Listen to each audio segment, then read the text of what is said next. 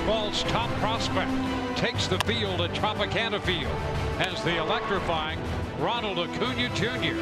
and the NL East leading Atlanta Braves come to town. The Rays will counter with their young southpaw ace, Blake Snell, looking to continue his early season domination and pick up win number 5.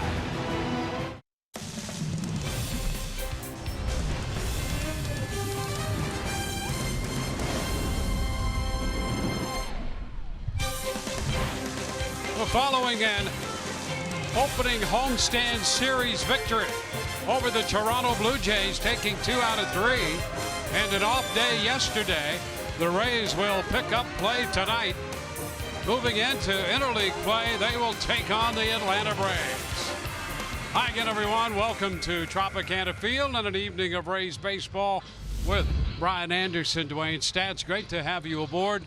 Well, the Rays will send their young lefty, and I'll tell you, Blake Snell is about as good as you can expect a young lefty to be, moving toward the top of this rotation, and he's going to go up against a team already on top of the National League East, a very good young Atlanta Braves team. Yeah, and you know what, Blake Snell, he's catching them at the right time, because Blake, his last 5 starts has been tremendous. I mean, a model of consistency. When you look at what he's done, he's gone at least 6 innings in all 5 starts. He's given up 2 earned runs or fewer in all 5 starts. 33 1/3 innings of work. He's given up just 21 hits, and that works out to a 184 average. He's done that by expertly mixing his 4 very good pitches, the fastball, curveball, slider, and changeup.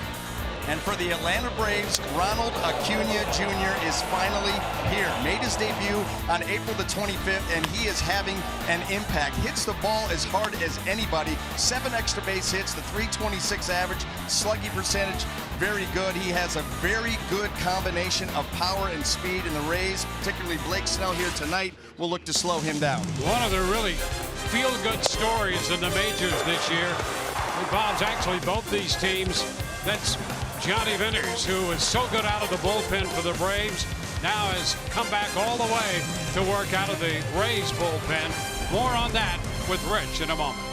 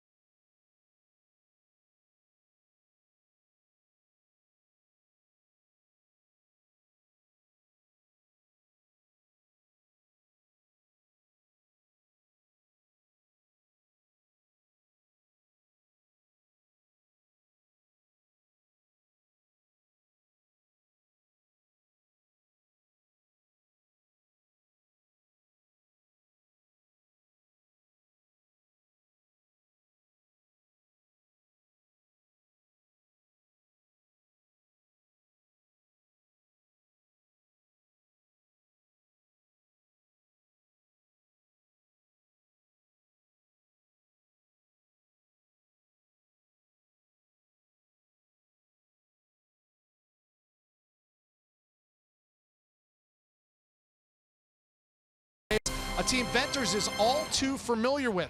Johnny spending his first 3 major league seasons as a Braves reliever, and he pitched very well in that time there. Our Toyota Inside Look, Johnny Venters pitching to a 2.21 combined ERA and an all-star appearance in 2001 after a major time off following 3.5 Tommy John surgeries.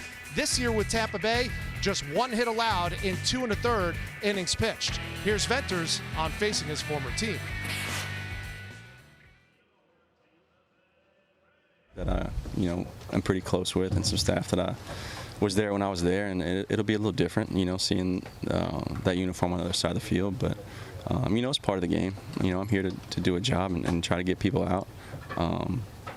Like I said to Paul, I'm that organization and that city and those fans will always be special to me.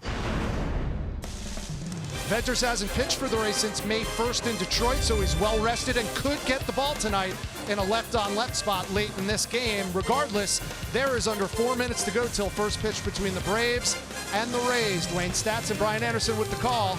Enjoy Rays baseball.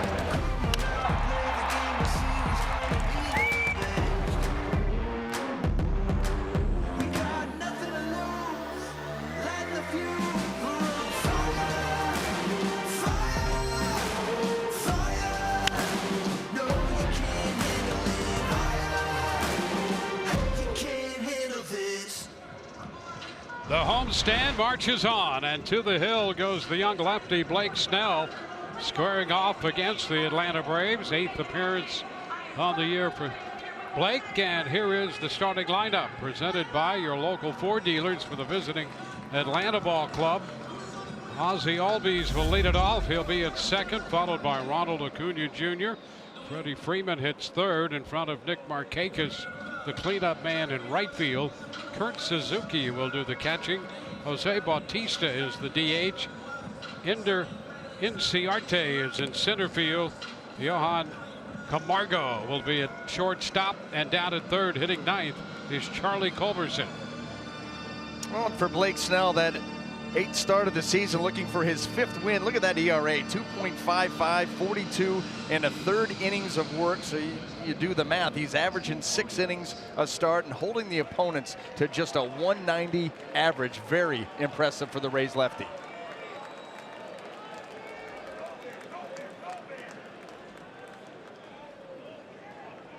Well, here's Albies to lead it off. Boy, this offensive lineup for the Atlanta Braves has really been something. And the first pitch is lined into center field for a base hit, an opening fastball. And that's something about this Atlanta lineup. They will be aggressive, not wasting any time. They see fewer pitches per plate appearance than any team in Major League Baseball, and that's all you need to know. They are very aggressive. A lot of young guys who want to swing the bat. I'll tell you what, they've done a nice job against left-handers. They've done a very nice job in the first inning, and Ozzie Albies starts it out right here, base hit up the middle. Well, here is Acuna Jr. with Albies at first. Atlanta hitting .274 tops in the majors in hitting. Pitch is a little bit outside, a fastball. 1 ball, no strikes. In fact, the Rays start the night second in the American League in hitting at .269. And Atlanta over in the National League .274 tops.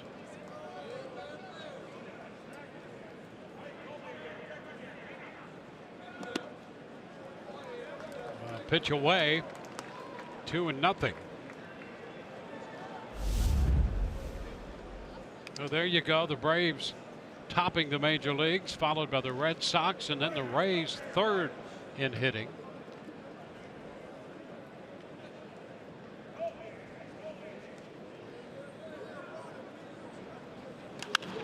It's popped up, a foul ball, going to be out of play. Crone gives it a look and a chase over there, but no chance. And it's 2-1. Well, the Braves, under the direction of their skipper Brian Snitker, he took over as the interim manager in 2016, and in a full season last year was 72-90, and 19-14, a half game up in the National League East right now for Atlanta.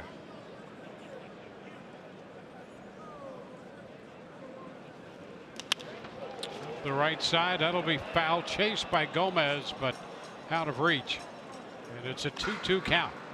You know, that's coming off of having gotten swept at home. They were on a long road trip, went back home for 3 quick games, got swept by the San Francisco Giants, so they were at one point 19-11. Still 19-14, but they're swinging the bats very well. They've got a really nice mix of youth with some veteran presence in the middle of this lineup. Another one of those teams trying to get younger and more athletic.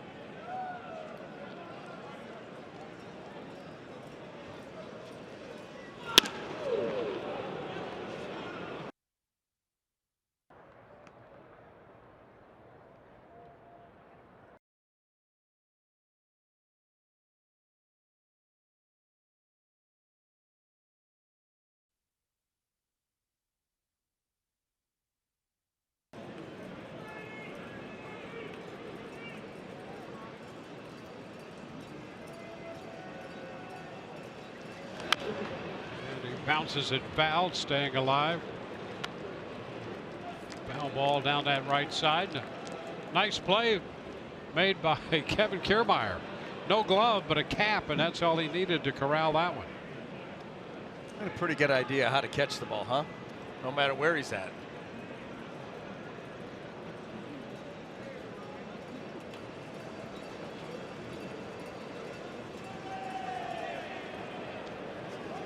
Keeping an eye on Albies at second. Single, stole second base.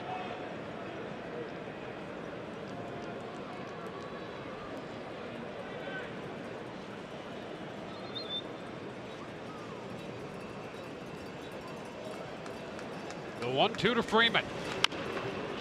Bounces another one foul up the right side. Corralled by Eric Young Sr.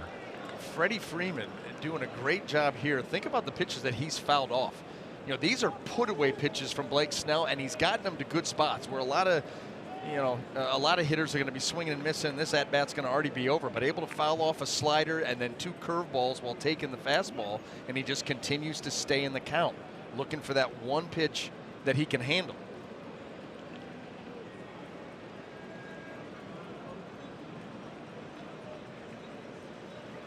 And a cut and a miss. And Freeman thinks he made contact. We had a little conversation with Phil Cuzzy over that. That ball in and out of the mitt of Sucre. And Freeman is out on strikes. The Braves manager out to have a little conversation. You're never going to be able to tell, but you know, usually Sucre's not dropping balls either. The hit, you know, a lot of times that'll tell you a guy gets just a piece of it, that ball moves.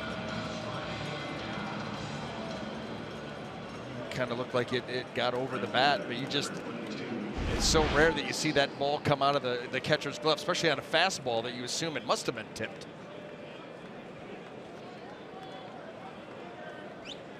So 2 gone, a couple strikeouts following the single and the stolen base. Now it's Nick Markakis.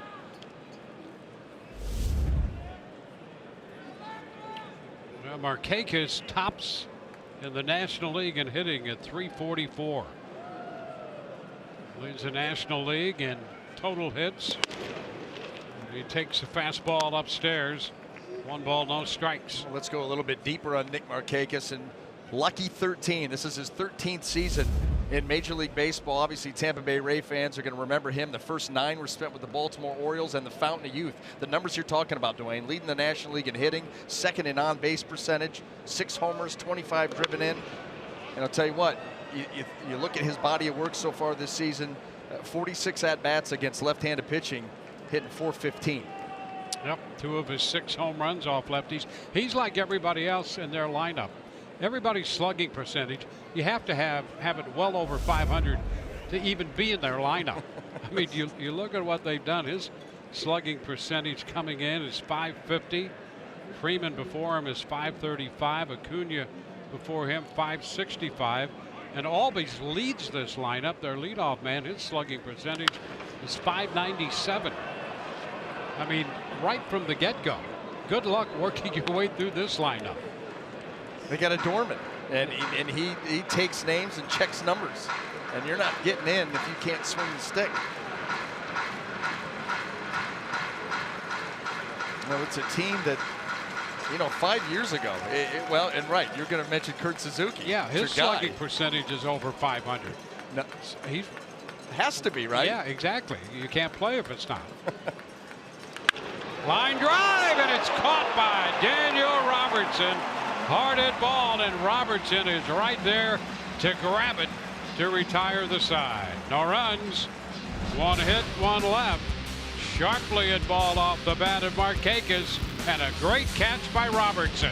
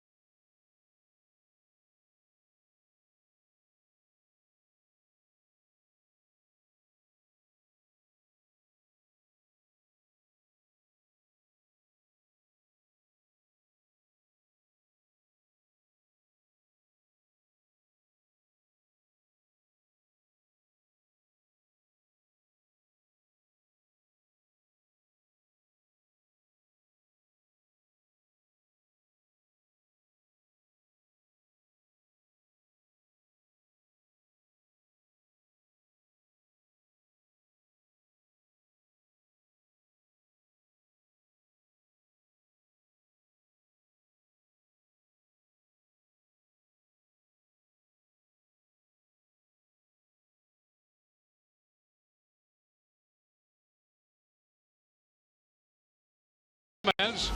Take a quick look at the starting lineup presented by your local Ford dealers. Gomez back up leading off, followed by C.J. Crone and Matt Duffy. Wilson Ramos DHing. Daniel Robertson hits fifth in front of Adeni Echeverria, and Jesus Sucre will catch. So both catchers in the lineup. Rob Refsnyder's in left, and Johnny Field, the center fielder, bats ninth. Well, taking the mound tonight for the Atlanta Braves is going to be left-hander Sean Newcomb, making his 7th start of the season. You take a look at his season numbers, can run up the strikeouts, 42 and 34 and 2/3 innings, and coming out his strongest start of the season. That was against the New York Mets in New York. Went 7 innings, gave up 2 hits, no earned runs, 8 strikeouts, and picking up that second win. First pitch is a fastball at 93, too close. 1 ball, no strikes. Well, a little pressure on Newcomb coming into this Atlanta picture, because he's the young man. There's a strike who was involved in the Andrelton Simmons deal. So he's trying to justify them trading arguably the best shortstop going, although there are a few other shortstops who might want to at least be considered for, if not the best, the second best. So a little added pressure here to Newcomb. He's 24 years old. He's ahead in the count on Gomez and strikes him out with the fastball up.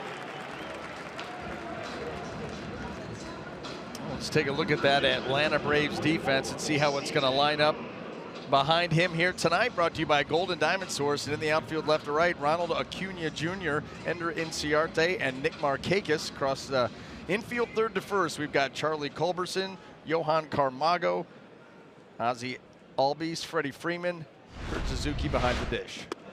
C.J. Crone, and a fastball poured in there for a strike. Crone with 7 home runs on the year, 20 runs batted in. 3 of his home runs off lefties. Hitting over 400 against left-handed pitching.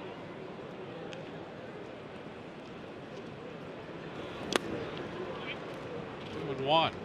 And we're seeing already, unless you step out, Newcomb is going to set a pretty good pace out there on the mound. Well, that's old school Atlanta Braves baseball. That pitching staff that they had back in the 90s, early 2000s, all these guys working quickly,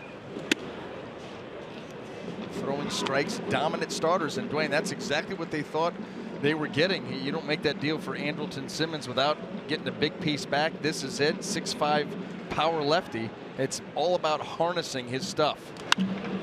High pop foul that will carry into the seats. And there's Chuck Hernandez. Boy, a fixture from Tampa. He was here with the Rays and one of the great guys and great pitching coaches. He's now the pitching coach of the Braves. He was my first pitching coach with the Angels back in '93, '94. Well, you don't get much better than that guy right there. He is salt of the earth, and boy, does he know his stuff. Toward right center field. That's going to be Markakis closing in from right to make the catch. Yeah, as a matter of fact, when talking about those staffs of the Braves in the mid-'90s, it was the '95 World Series, and I had been home for almost a month. You know, season's over. I'm back home watching the series, and Tom Glavine is dealing against the Indians. I think it was Game 5 or 6. Either way, he calls me and says, "You like how he's pitching?" Yeah. He's like, "Well, I want you to fly down to Tampa." I'm like, "I've been sitting home for 3.5 weeks." He had me fly down to Tampa, worked out with him for a couple of days, and then he sent me off to La Guaira, Venezuela for winter ball, which incidentally, that's where Ronald Acuna Jr. is from. And yeah, that's came down here, worked out for a few days, and see ya. Well, if you're a young pitcher, he's your best friend. Yeah. Well, and that's what that was the point that he was trying to make. Hey, listen, I know you've been at home. We'll come down here, do some work, and then we'll go off to winter ball and teach you a few things.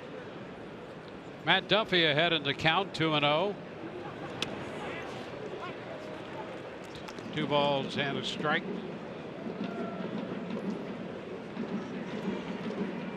Duffy hitting .295 and .385 at home. Up in the count right now. 3 balls and a strike.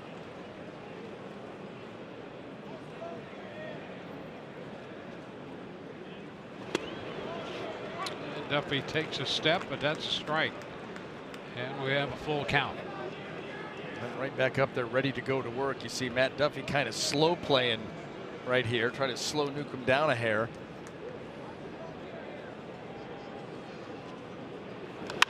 Up the right side, just fouled outside that right field line.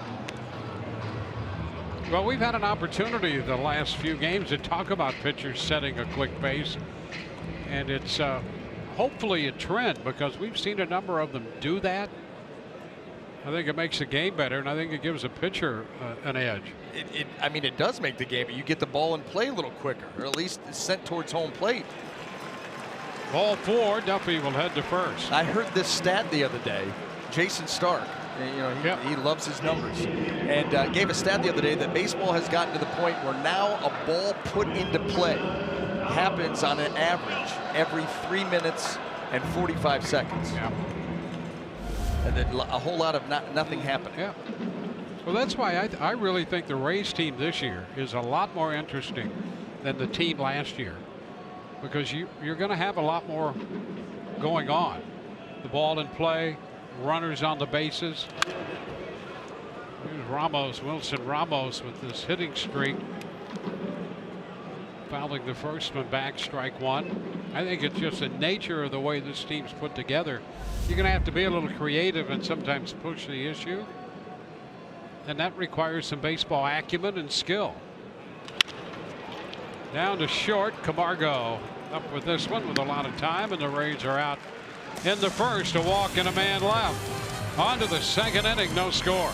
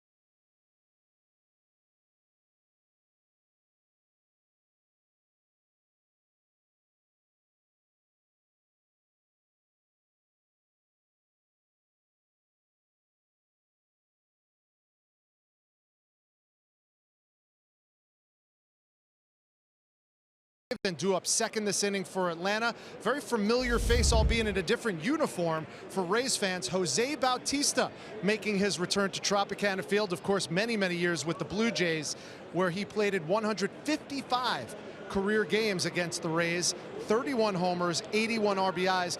And guys, he's going to be playing a lot of third base for these Atlanta Braves, although tonight he's the designated hitter. And he'll hit second following Kurt Suzuki, who's in the batter's box and takes the first pitch for a strike. Suzuki, then Bautista, and then the center fielder Inciarte will hit.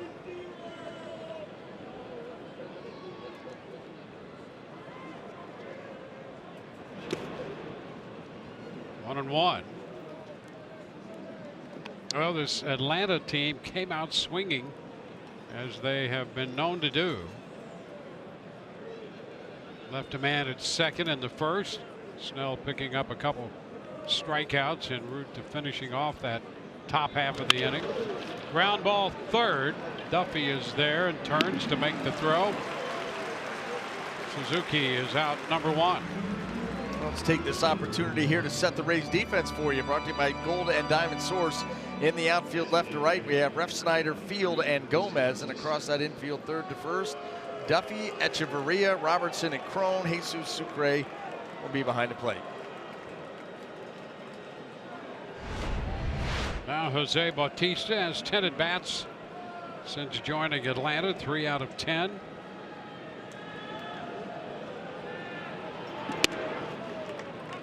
And there's a strike call. Remember a couple years ago where he, with all those accolades there in the power department, and a 6-time All-Star, over 330 career home runs, but he decided to forego the big money and see if he could get something on the open market later, and it didn't develop. Played a 1-year deal, and then this year went looking, and he was a late sign by Atlanta finally. Yeah, you know, and I know that guys have different motivations and different dollar figures dancing in their head, but when you see the kind of money that some guys have turned down over the years, looking for greener pastures, and it never comes back. I remember the big one was Juan Gonzalez with the Tigers. They offered him $144 million, and he turned it down, and I think over the rest of his career he made maybe 40.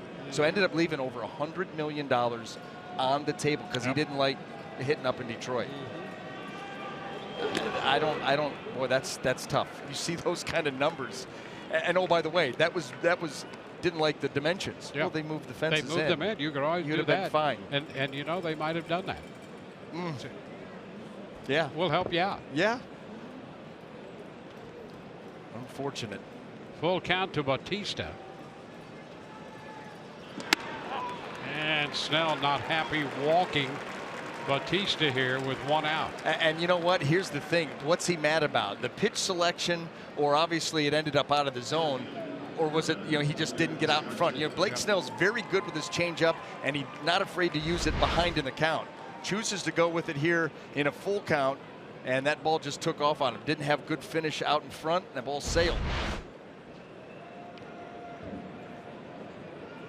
So a man at first with 1 out was Inciarte.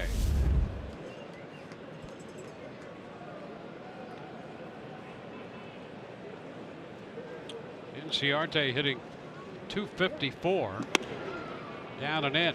You know, I think that's the first time this year we've seen Snell actively demonstrate that he was upset with something that happened out there.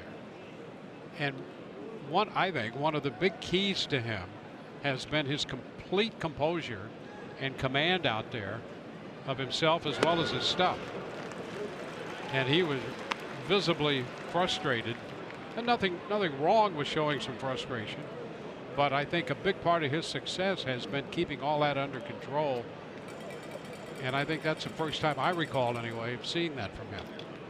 Yeah, I'm in a complete agreement. His mound presence this season has been very good. And you know, it reeks of a business-like approach, and you know, that other dugout, you just don't ever want to let them know, you know, that things didn't go well. Okay, you missed a pitch, now I got to go right back to work. And that's exactly what he's doing right here. But you're right, his composure around the mound presence, the demeanor, everything that you look for, been very, very veteran-like.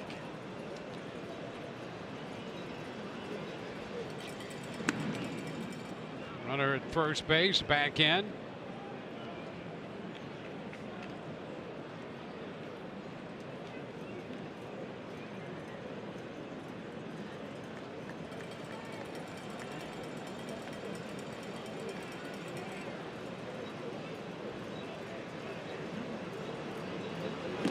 Cutting a miss, and Inciarte could not catch up to that high fastball at 96.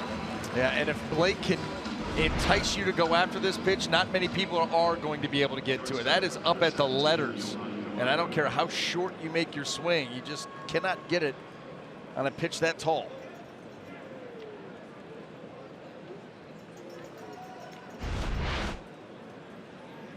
Here's Camargo, the shortstop. He's hitting eighth. His slugging percentage is .548. Pitch wide right there, and a look toward first by Sucre.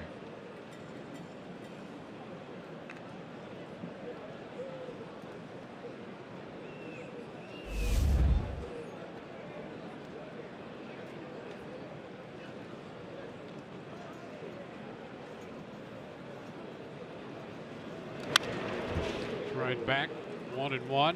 The way these catchers see everything, you know, Sucre completely understands that with 2 outs, that Bautista is going to be looking to get an aggressive secondary lead. So if there's a ball that's hit into the gap, he's got a chance to score. And by understanding that, you're going to be aggressive out there. Maybe I'm going to throw behind you. Wilson Ramos will do the same thing.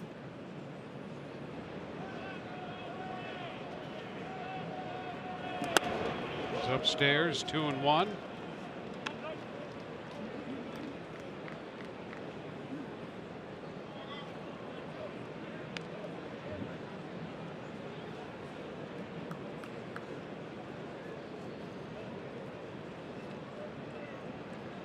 Snell with 18 pitches in the first inning, 16 so far in this frame. That's a strike. This pitch right there, breaking ball, and it's 2-2. The snappy curveball. Blake, the other thing that you love about him is he's just as apt to come with a slider right here or another fastball. You're just never comfortable as a hitter because it's any pitch in any count.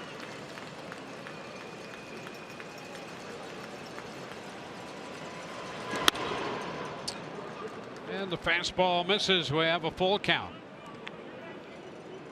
Second one of the inning.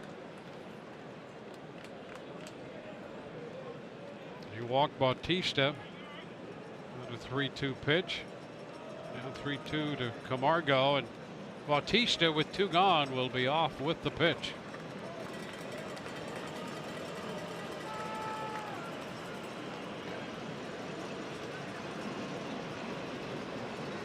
There he goes, and the pitch is skied to right. Gomez back there waiting, and he puts it away. Walk and a man left. We go to the bottom half of inning 2. Daniel Robertson will lead it off in this scoreless ball game.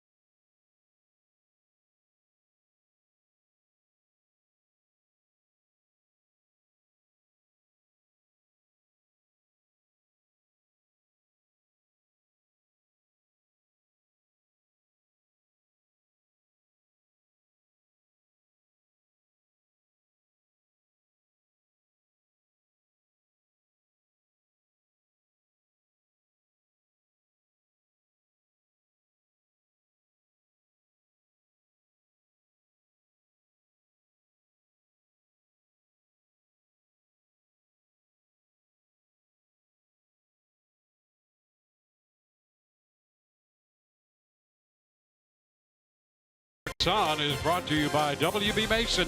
Who but WB Mason, the official office supply company of the Tampa Bay Rays, and by Geico. 15 minutes could save you 15% or more on car insurance. On score, bottom of the second finds Daniel Robertson taking the first pitch, a fastball for a strike. Robertson, Echeverria, and then Sucre here in the Rays half of the inning. Newcomb drops a breaking ball in. Curveball for a strike. 0-2.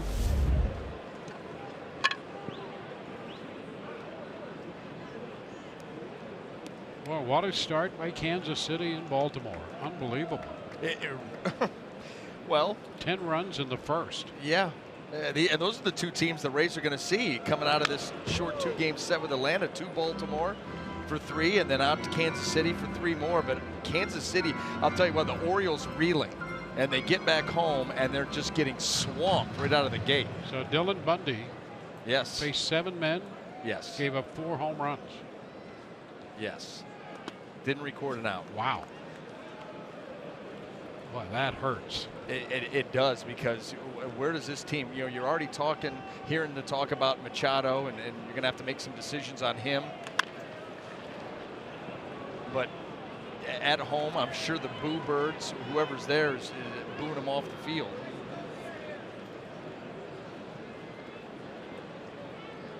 And here, you think about the Orioles signing Cashner and Cobb, later in the process, thinking that they had a chance maybe to contend for a playoff spot. Close right there, and it's in off the plate, a fastball. You see the body language of Phil Cuzzy? That was the body language of someone who's caught in between. I'm going to call him. I'm not. Kind of a quick move, step. He's standing right over it. Oh, this one is upstairs. We go to 3-2. Echeverria next. Yeah, just where do you go if you're Baltimore?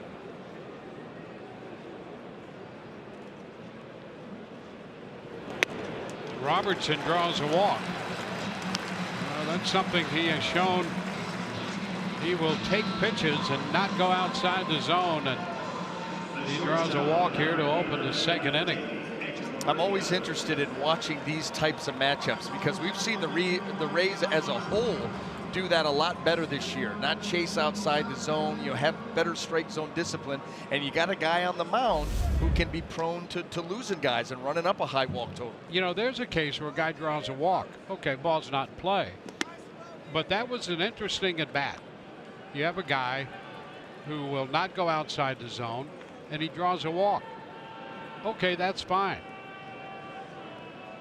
Now he's at first, and we'll see what happens with Echeverria taking a big cut, missing. It's 1-1. But I think what we saw so much of last year was just trying to hit the ball as far as you can for a home run and striking out if you don't do that. And I think that's where the game gets into trouble. And to the point that you were making earlier, I think that's why all of that happens. In conjunction with now, there seems to be higher octane with velocity of pitchers now than in the recent past. So you put guys trying to hit the ball out of the ballpark, high velocity, you're going to get a lot of tape measure home runs, but it's a pretty limited dimension to the game. High pop foul that's going to be out of play. Well, I will say this, from what we've seen of the Rays offense here in 2018 and what we saw the approach of the Rays offense in 2017, it's like being on a beach in a chair with a beautiful, every day there's so many different ways for this offense to beat you. It's so much more fun to watch. Yep. Because they do the little things. They're going to strike out, they're going to hit some home runs. Yeah, that's part of the game.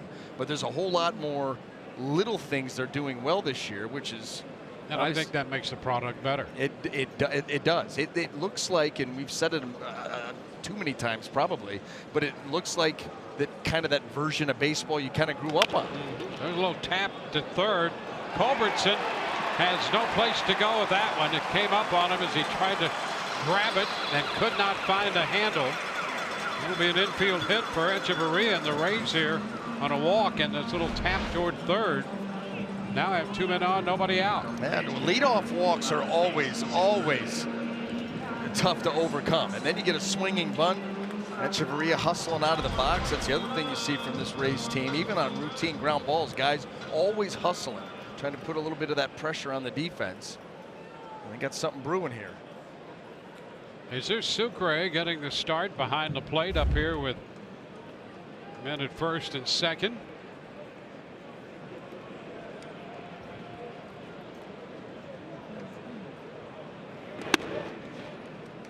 Ball one is up and away.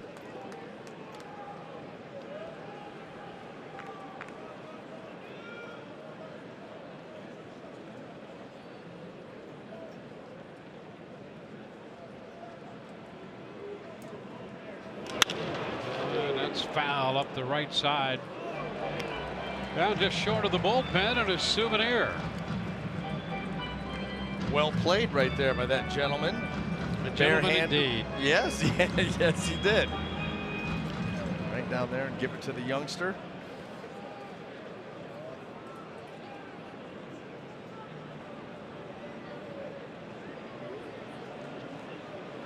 Sucre taps it foul third base side.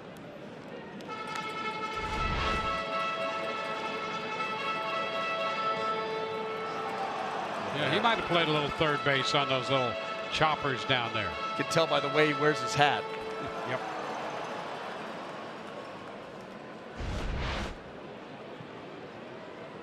Yeah, no flat bill there.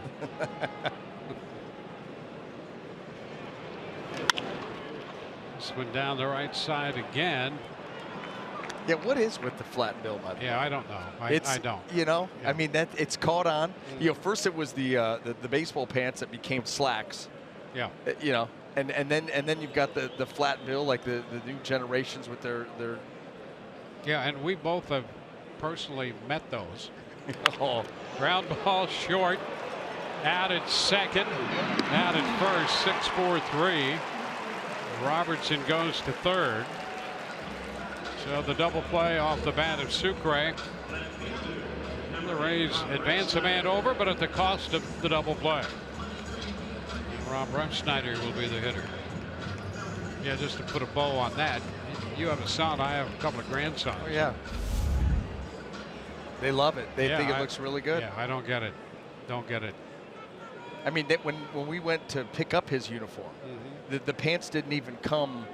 There was no elastic in the bottom. They don't even come that way anymore. They just come as pants. They're legitimately pants. And the sweet hat look. Yep. And the hat is one of those hats that it's not a big league hat, but it's a fitted hat. Yeah. But the bill comes flat. You can't even bend it if you want to. So this is how they all. I mean, you know, good for them, I guess. Refsnyder takes a pitch down. It's unfortunately we've become the get off my lawn guy. And yeah, that's not cool. Statler and the other guy. What's Waldorf. Yeah, Waldorf and Statler. That's it. That's what we're doing. Our little ivory tower Yeah. pointing down at everybody. Meanwhile, we're the ones out of touch. Yeah, well, we like to be out of touch. Ground ball down to first. Freeman steps on the bag, and Refsnyder's out there. Rays leave a man at third. We go to the third. No score.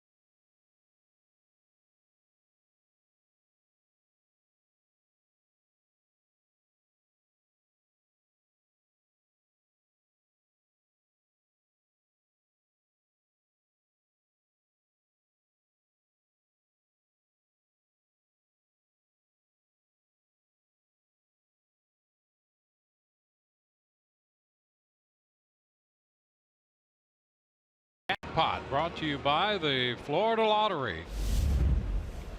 Blake Snell at home. Boy, you don't get much better than that. Wow. I mean, 4-0, that's what you're after, but look at all the supporting numbers. I mean, the ERA, you could check mark circle all of them. 40-7 strikeout to walk ratio. You're giving up 3/4 of a run, not even 3/4 of a run per. Charlie Culberson takes the first pitch outside for a ball.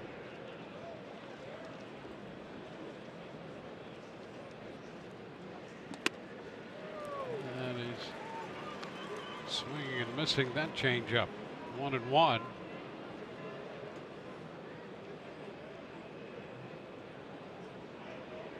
Culberson coming over from the Dodgers. 2-1.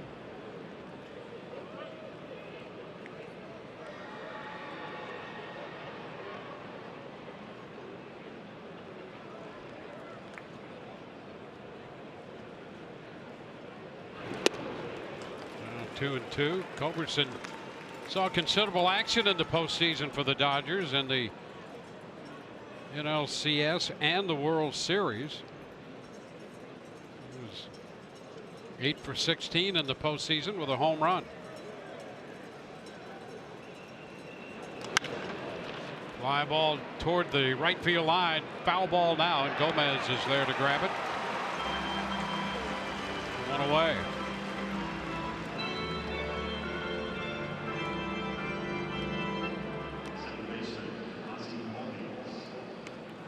Ozzie Albies up here.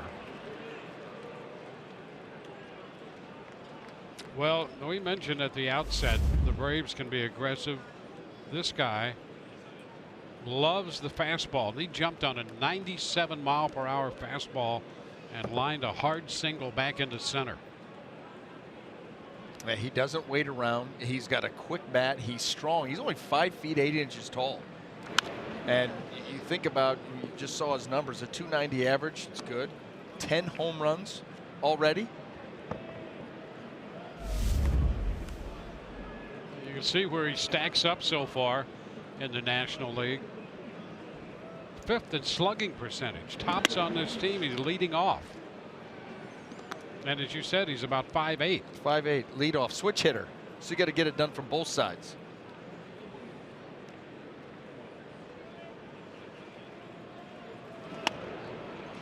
Now 2-1.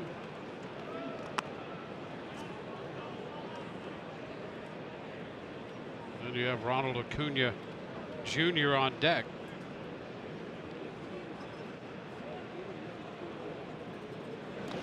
Line drive caught by Duffy, right at him down there.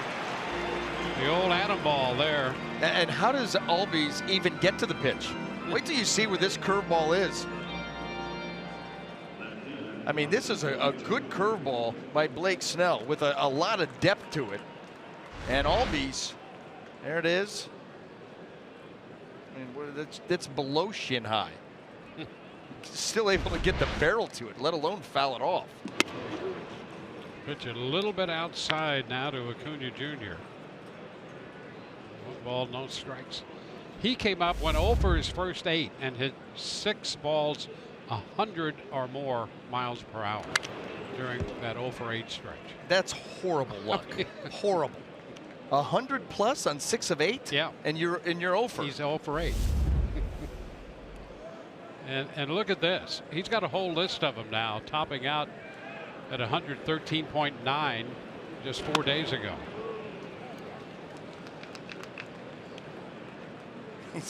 This is one of the best hitting teams in all of Major League Baseball. He's been up for 11 games and already has all of the hardest hit balls for the team. What does that tell you? 2-2.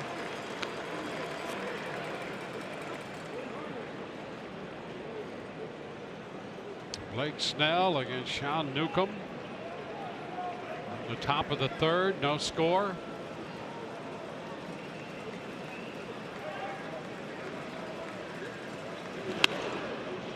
And the count is full. You know, the way that the schedule works out for the Rays this season, it will be fun to watch this kid for these 2 ball games here and then at the end of August in Atlanta, see what type of player he's become, how he's settled in for almost a whole season in the big leagues. Rays have a couple games there. Uh-oh, long one, way back and out of here. Long homer on the 3-2 pitch. His third major league home run. And Atlanta takes a 1-0 lead.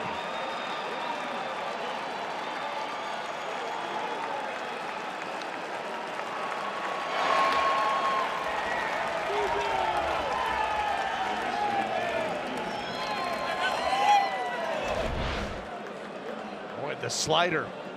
And it doesn't get down and in deep enough. And Acuna Jr. unloads.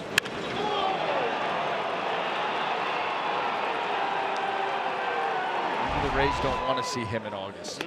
No, Freeman misses a high fastball, strike one.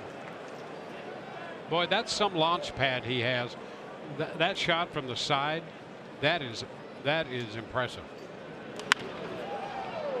The swing path is so conducive to those kind of bombs. It's smooth, it's quick, he's strong. He's saying right now, try to get me with the slider.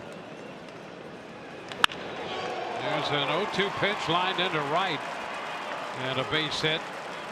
Yeah, and that was 95 up. Freeman showing a quick bat there on a pitch that's elevated with good velocity on it. Yeah, that was 95. Yeah. Well, that was a nice job of getting on top of that ball and pulling it into right field.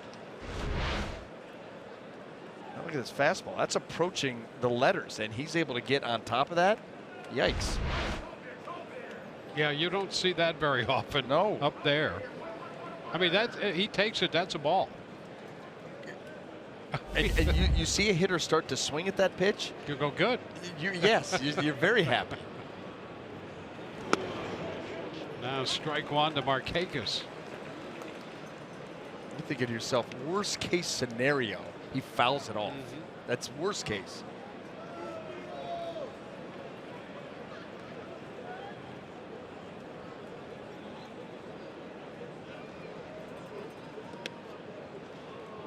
One and one. Well, think about this. Weird. Curveball 4 inches off the ground, and Albies barrels it. Slider in, not his best slider, but that ball gets crushed by Acuna. Fastball up above the Atlanta on your chest, and you line it into right field. Into center field for Johnny Field, who makes the catch. A run on a couple hits. The run scores on Acuna's home run. Bottom of the third coming, 1-0 Atlanta.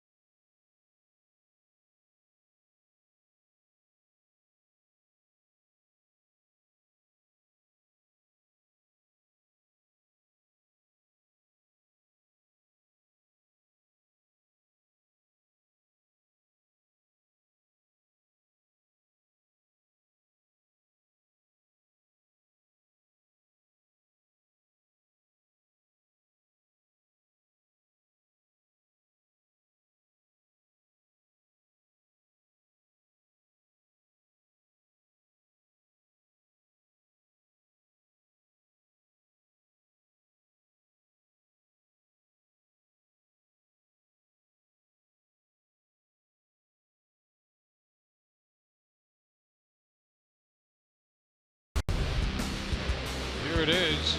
Travels 434 feet. 108.5. The exit velocity. Almost got onto the tarp back there on that wall.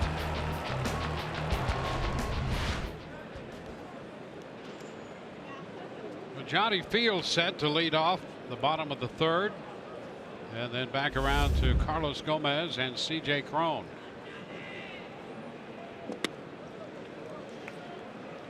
Which is low from Sean Newcomb.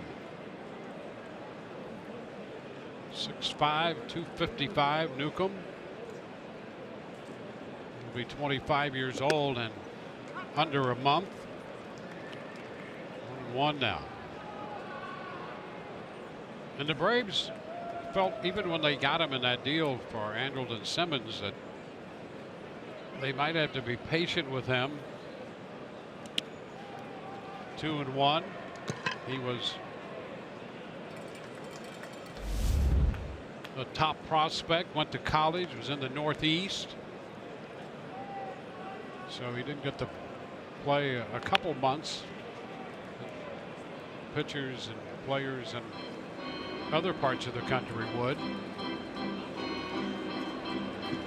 Yeah, your development can be stunted. You know, that's why it's tough to play up there. You know, high school, then you try to get out. You know, summer ball somewhere warm where you can, you know, get some innings under your belt. And same with college. But yeah, it can definitely hold you back. And so, and with him, that's what it's all about. It's about commanding. You know, he's got the stuff. But you think 6'5", so you're long-limbed. You're trying to get all of that under control. And trying to build a good, solid foundation. Look at the way that's clicked in for Blake Snell. You know, last couple of months of 2017 and what we've seen from him this year. Headed to short. Camargo. A strike to first, and Field is out here in the bottom of the third. MLB At Bat is your #1 Rays app. Customize your experience to catch every moment this season. You can Rays home screen icons and features such as the MLB TV Game of the Day, pitch tracking, in-game highlights, live radio broadcasts, stats, news, and more. Download MLB At Bat today. Carlos Gomez against the lefty. It's a big cut at the breaking ball. Strike one. And we haven't seen too many of those curveballs by Newcomb. It's been fastball, changeup. The changeup's actually been an impressive pitch. He starts to get that curveball going. Now the fastball. 0-2. An impressive combination right there. Curveball over the plate, below the zone, the fastball with some elevation to get to 0-2. Suzuki wants this one up too. Foul back. Well, that's where you get, you know, some of these youngsters, and we talked about their lineup. Albies and Acuna Jr., you know, first and second in the lineup. Then you've got 3 or 4 good veteran hitters behind him. Same thing here, youngster on the mound, veteran behind the dish. And Gomez is out on strikes. Fastball, so he's out on strikes for the second time. Trying to feel for that pitch, and it was far enough away and up just a hair.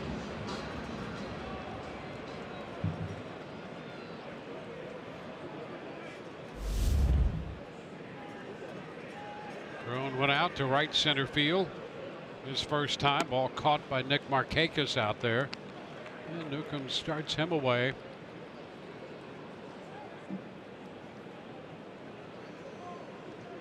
Started him with the changeup out there.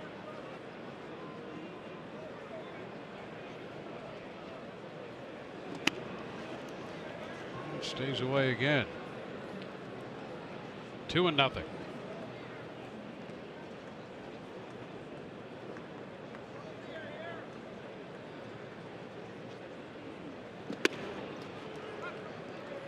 Fastball on the corner.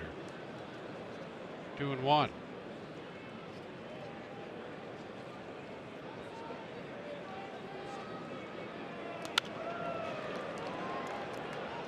Balls, 2 strikes.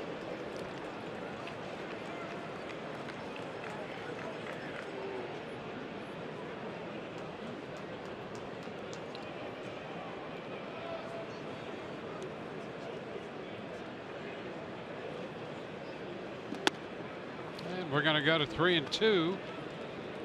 Fastball missed that time. 1-0 ball game. The home run by Acuna Jr. in the top of the inning. The difference.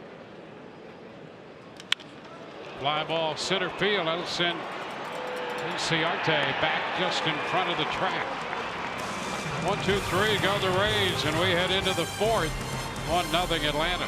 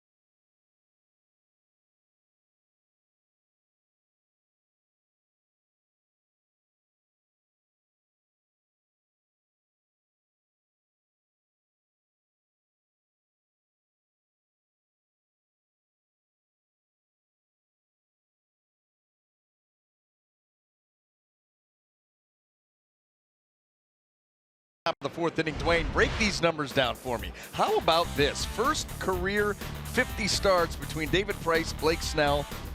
How close? Yeah, that's uncanny at how similar those numbers are. I mean, hey, two talented left-handers. Yeah. Without question right there. Well, that just shows you how good Blake Snell could be and has been. And it's been really great to see him finish last year the way he did, and then come out with the demeanor that he's had this year.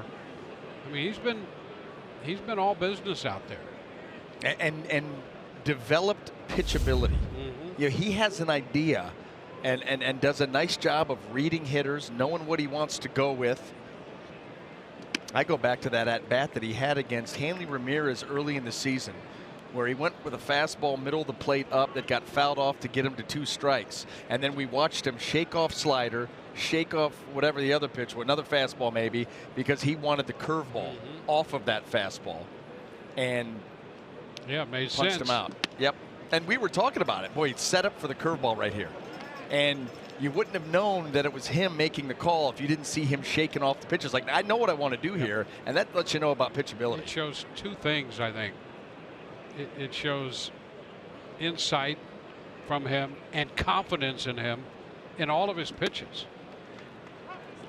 And you see that a lot. You know, how many times 2-0, 2-1 changeup, not afraid to throw it. You know, and when you do that enough and that becomes part of the game plan, hitters have to account for all 4 pitches the entire at bat.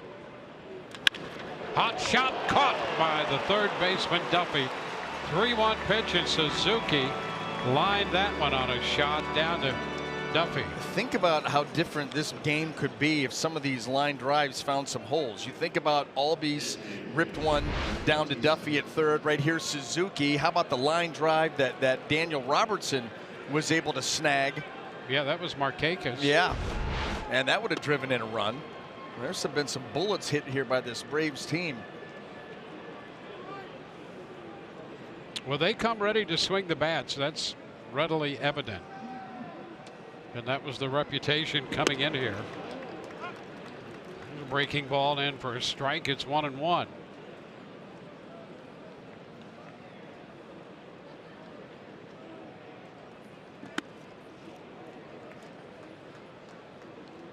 Two and 1.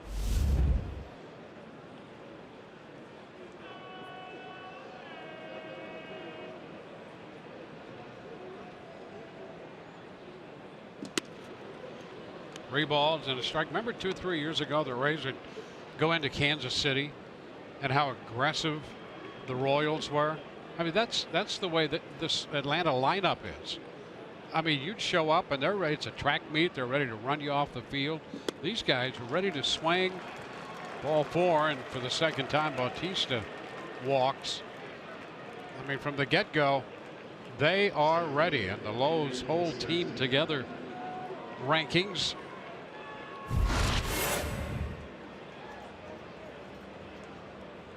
See there in the National League, runs per game, check, batting average, extra base hits, on base percentage, slugging percentage. I mean, what else do you want? No, listen, and when you can have all of this, when you can take all of the extra base hits, the slugging percentage, and then combine that with on base and batting average, that lets you know you have a very well-rounded lineup. You're able to, a lot of times you may have great slugging percentage and a lot of extra base hits, but your batting average is terrible because you're, just swinging from your heels all the time. These guys have a nice mixture.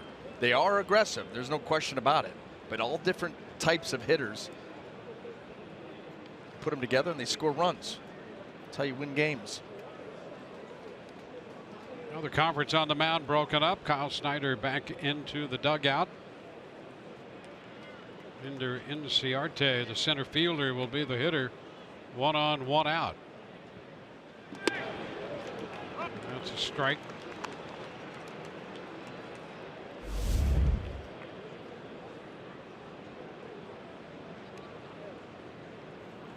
We got him on a high fastball. Got him swinging down on strikes in the second inning.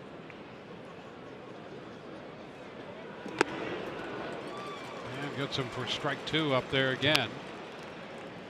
0-2.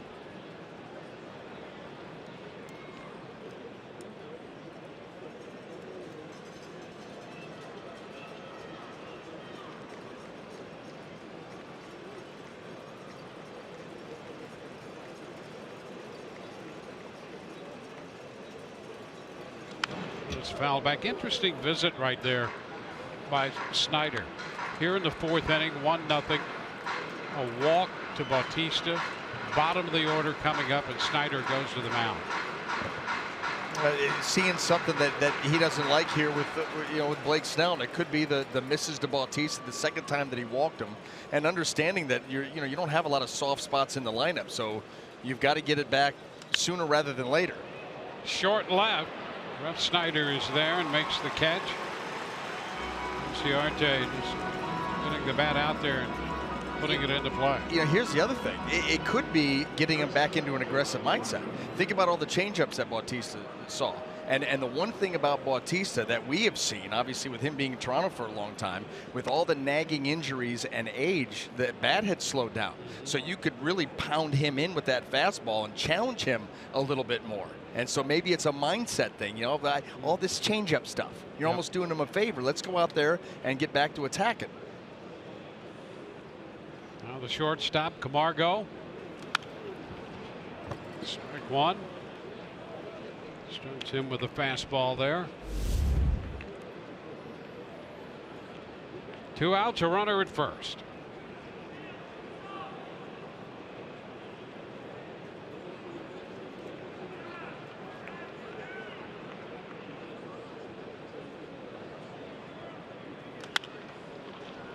Headed out of play the other way.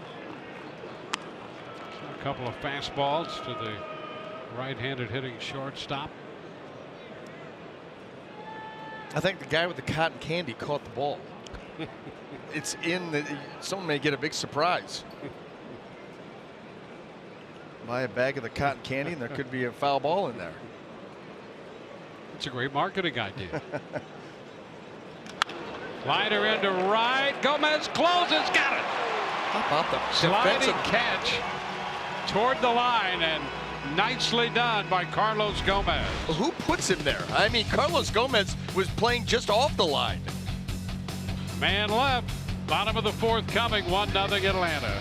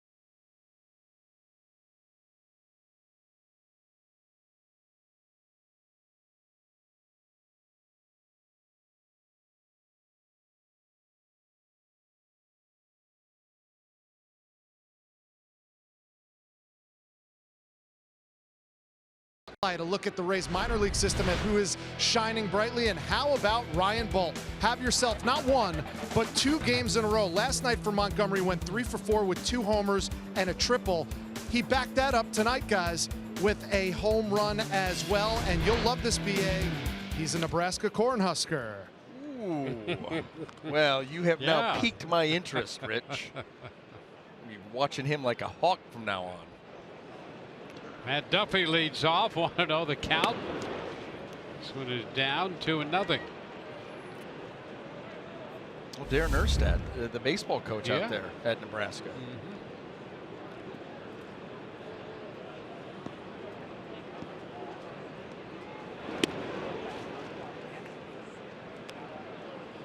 A 2-0 changeup right there. It's 2-1. Well, what a weapon.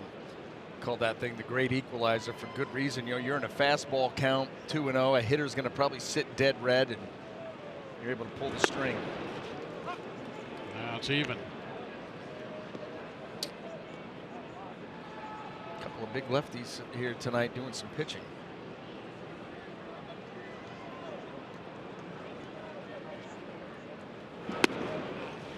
Count's going to go full. Newcomb gave up a 2-out walk to Duffy in the first. Walked Robertson, who opened the second. 3-2 to Duffy here, and he strikes him out this time. Boy, he has had an impressive changeup here tonight. He's done a good job of keeping it at the bottom of the zone or just below, traditional. And you see it just doesn't get there. Has some nice fade and sink to it. Now Wilson Ramos, the designated hitter tonight.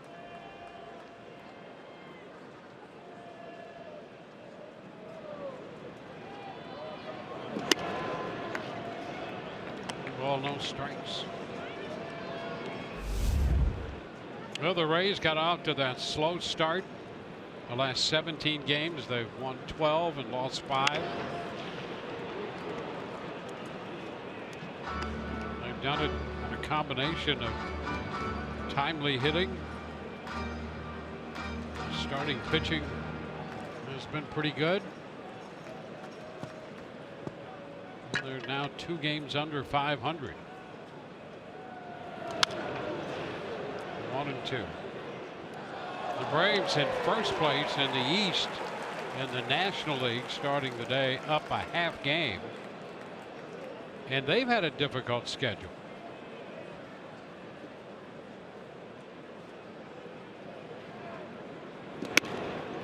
Two and two.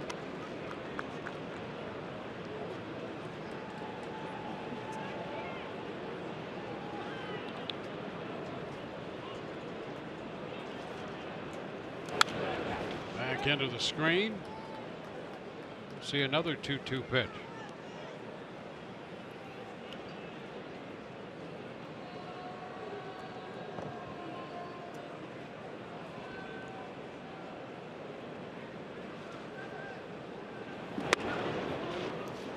And the count is full.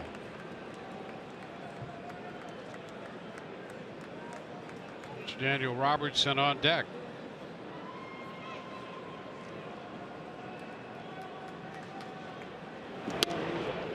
Ball 4. Ramos draws a walk, the third given up here in 3 1/3 innings by Newcomb. The new Rays Flex Pack has been released, and this year features a limited time low price of $75 for 5 lower level tickets. Save up to 60% off the single game ticket price and get a Devil Rays pullover presented by Dex Imaging with each pack purchased. Visit RaysBaseball.com/flex. Rays up. Daniel Robertson in the batter's box now. 1 on, 1 out. And that's a strike.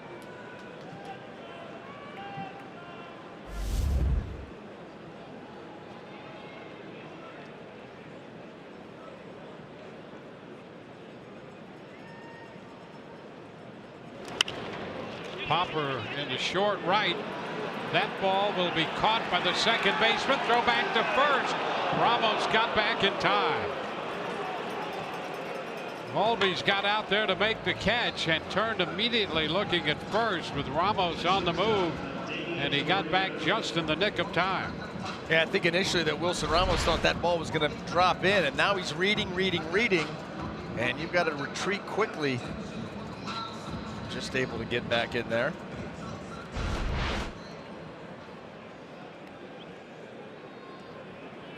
Zdeno Echeverria.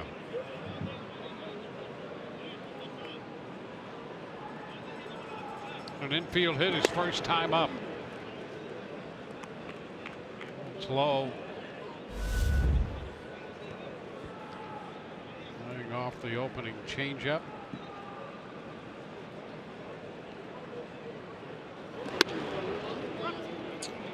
Takes this one for a strike.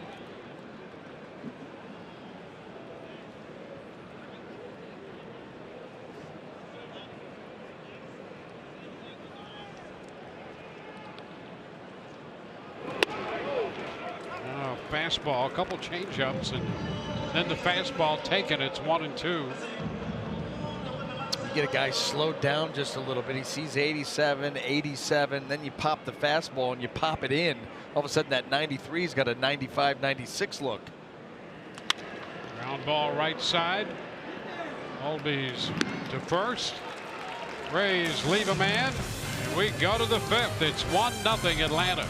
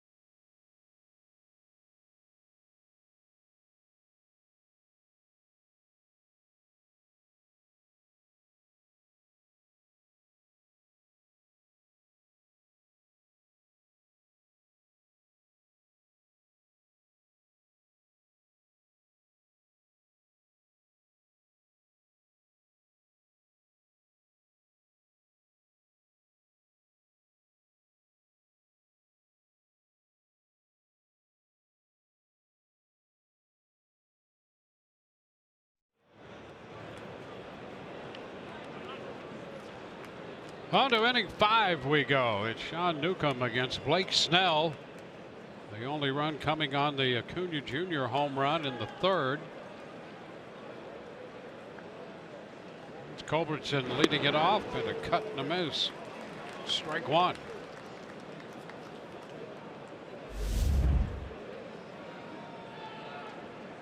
Talk about a matchup.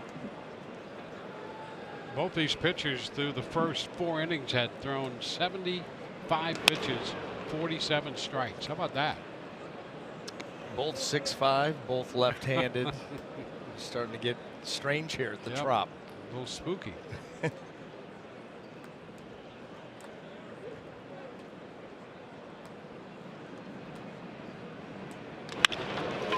shot liner into left center field. That's going to be trouble. Culbertson on his way to second, making the turn. He's headed to third, and the throw will not be in time. He found the open part of the outfield and got it through there for a triple. Well, Blake Snell left the changeup up in the zone, and so it quickly recognized by Culbertson. gets the arms extended. That ball's at the belt, easier for him to handle. And you're right, just a matter of hitting it hard. And he split the difference perfectly. Deep out there in left center field and off to the races.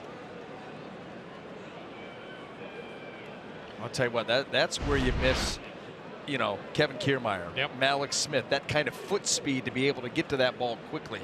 Elite foot speed. Now Albies pops it up the right side near the stands, and that's out of play. And stumbling across the front of the bullpen mound, Gomez, but he's okay. Those things can be dangerous. You know, they're not in the field of play, but boy, you get foul balls and you're running, you don't realize that here comes a change in the surface.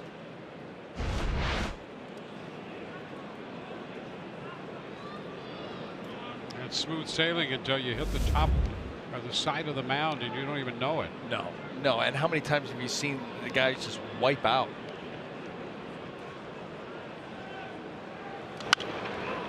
Foul back, 0-2. The fastball puts Snell up in the count.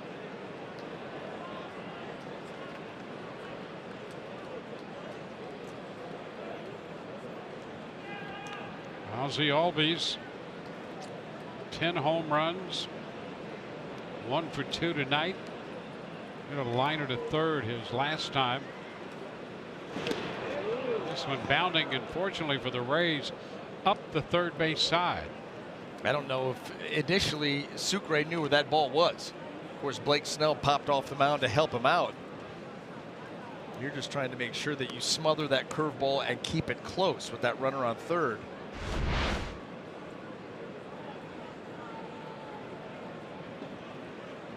Now looking around trying to find it.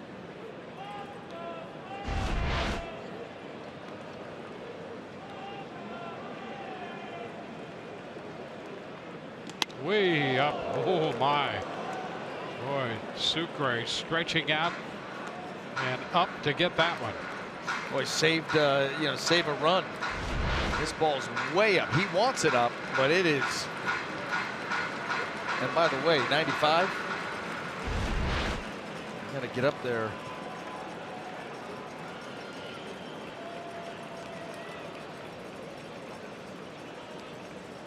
Two and two now. And he got him down to first on the put out. So it's the put out to the first baseman, Crone. Big strikeout there. Well, he followed that fastball that was way out of the zone with a hook, and he gets Albies to chase that pitch, bounce right in front of the plate. That is a big one, and now the Rays will start to creep their infield in. And Ronald Acuna Jr. at the plate. Yeah, that infield in, and with this guy, as hard as he hits the ball, that can't be a comfortable feeling. Ground ball short. Echeverria's got it, and so it pays off. Echeverria to Crone on the first pitch to Acuna Jr. Boy, this could be a huge lift for the Rays. You thought Culbertson, the leadoff triple, with the first two hitters in this lineup, probably just, in fact, they were conceding the run with Albies at the plate, conceding it. And you get the punch out, then you bring everybody in. Kevin Cash, a genius right now. Well, of course, we knew that already. Right, just proving it to everybody else. There's Freddie Freeman. And a chopper back over the mound. Echeverria gloves and throws, and the Rays get out of it. Nicely done right there after the leadoff triple. Strikeout and 2 ground ball outs. This one not an easy play, but made by Echeverria.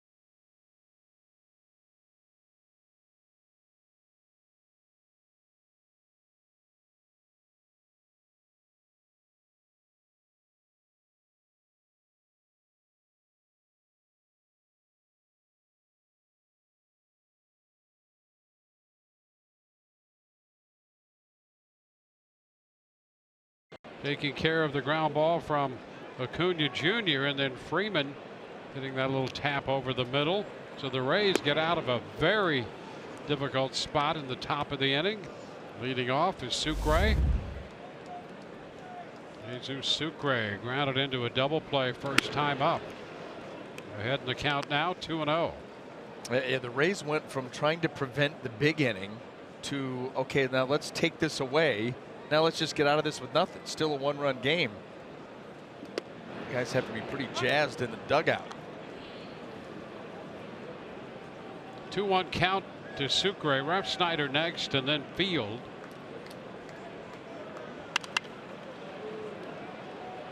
2-2. Did you see all that jazziness going on down there? Yes, aren't they? Oh, it's a party. Yeah, it's kind of the slow jazz. Very. No red velvet. A foul ball out of play. Well, here they are to get the Rays out of the top of this inning with a man at third. You know, and that was with the infield back, so they were conceding there. They go to take away here and then say, you know what, let's just finish this off. And he gets Freeman reaching, and another nice play by Echeverria. Back to the mound, grabbed by Newcomb. Sucre is the first out. Well, the Rays put the first 2 men aboard in the second inning, and that's really been the only threat they've had. And that ended on the Sucre double play, and then the ground ball by Ref Snyder. And a 2-out walk in the first, a 1-out walk in the fourth. So they have a hit, 3 walks through 4 1/3 off Newcomb. Ref Snyder looks at strike one.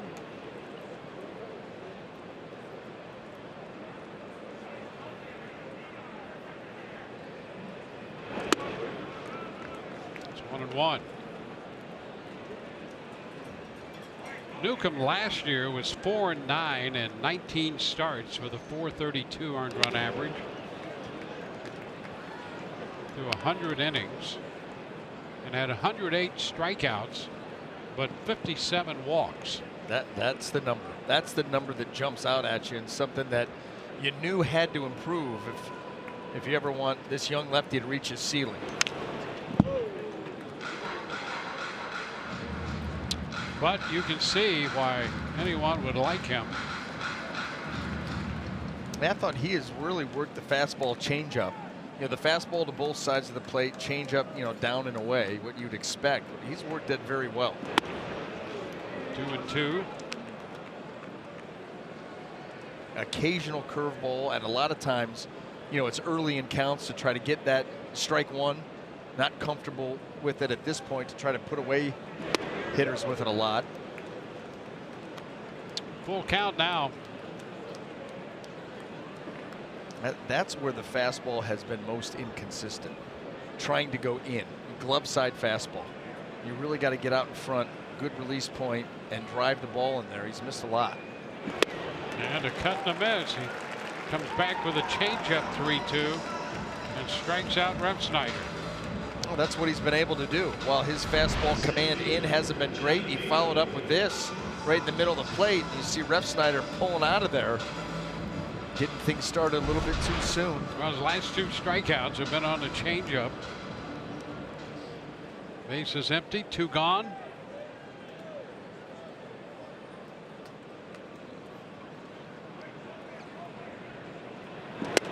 Big cut by Johnny Field, strike one.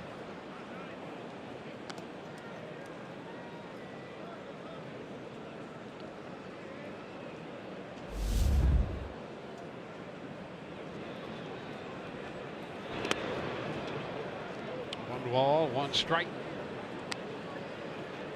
Newcomb at 90 pitches.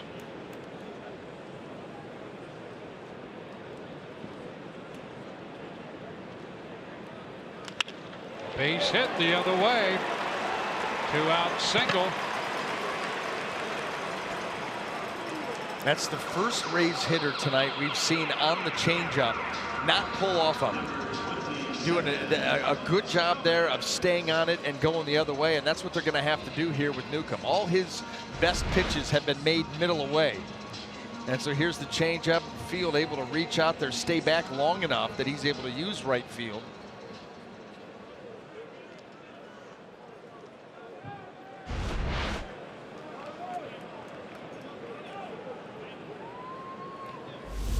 So a base runner for the top of the order. Here's Gomez.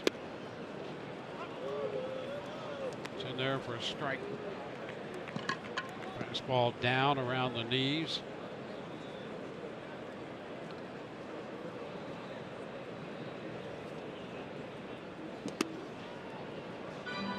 And the changeup away out of the zone. 1-1.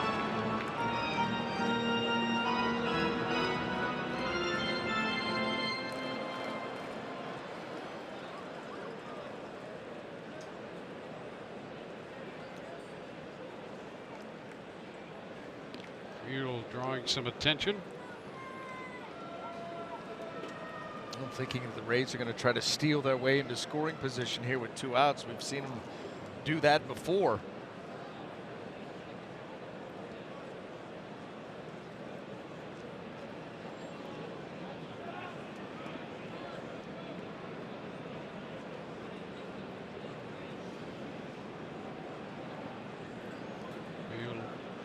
Widening that lead and drawing the throw. Put out there another 3 feet or so. Caught the attention of Newcomb. It's the one benefit and advantage a left-handed pitcher has. He's watching you try to extend that lead. 2-1, and interesting on that pitch. Field got out there, and as the delivery was made, he took a little step back toward the bag. He wasn't quite sure where Newcomb was going with that. You know, lefties are tough to read, so if you're not going to run, you may do that right off the. There it is. Pitch popped up. Camargo, the shortstop, makes the play. Rays get a base hit, leave a man. We're through 5. It's 1-0 Atlanta.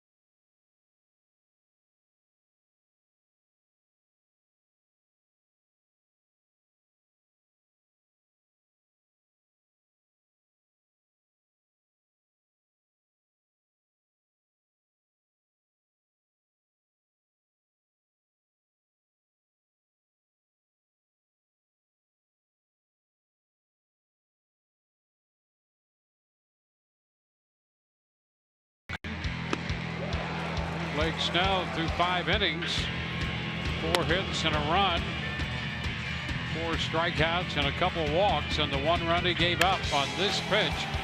And there was no doubt about that. Ronald Acuna Jr. belting his 3rd home run. Things have had a couple of threats. Really only once have they placed a man as far as 3rd base. That was in the 2nd. So we go to the 6th. Blake Snell back out there with 85 pitches under his belt. He faces Nick Markakis. Pitch is a strike. Markakis, then Suzuki and Bautista. Markakis lined and hit the ball hard in the 1st inning, caught by Daniel Robertson at 2nd. Now the other way, out of play. 0-2.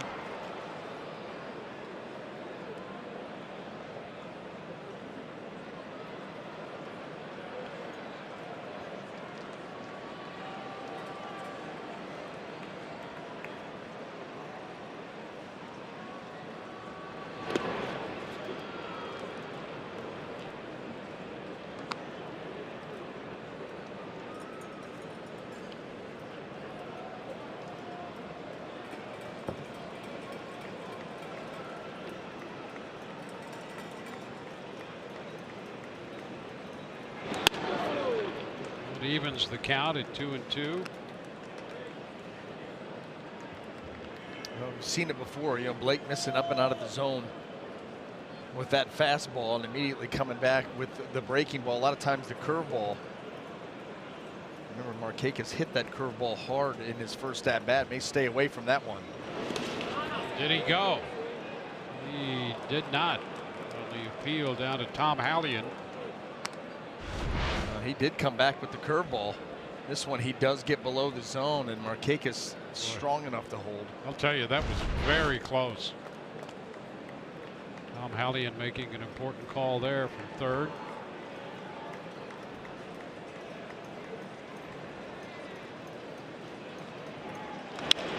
Fly ball to the opposite field. Rep Snyder there. One away here in the 6th inning. Be sure and get in on the action. Exclusive on-field seating right there in the Papa John's bullpen box. You can host your group in that private party area just steps from the Rays bullpen. Reserve it, the Papa John's bullpen box, by contacting Group Sales 888-FAN-RAYS or email groupsales@raysbaseball.com.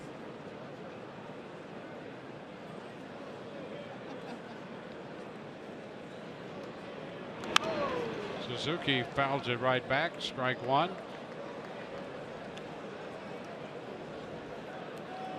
Suzuki hit a shot down to third, caught by Duffy in the 4th inning.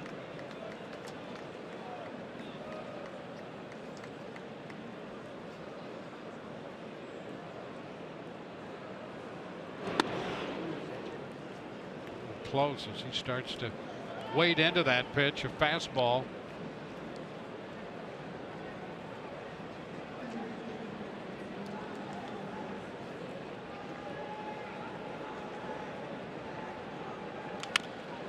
Chopped down to third.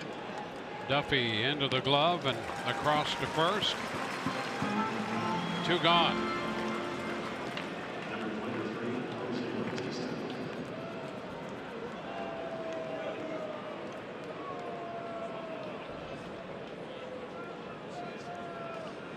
Fly ball to left and a ground ball to third. 2 up, 2 down. Here's Jose Bautista. Blake Snell has given up 2 walks tonight, and both to Bautista. And he throws the fastball by him right there. Strike one. Let's see if he sticks with it. That swing right there by Bautista. A little bit long. Well, you remember when he was hitting his home runs at 40 plus every year. Everything to left field. Everything to left. Even if the ball was on the outside corner, that bat quick enough and he's strong enough to pull that ball with power. 1-1. And that first swing by Suzuki got Sucre on the arm.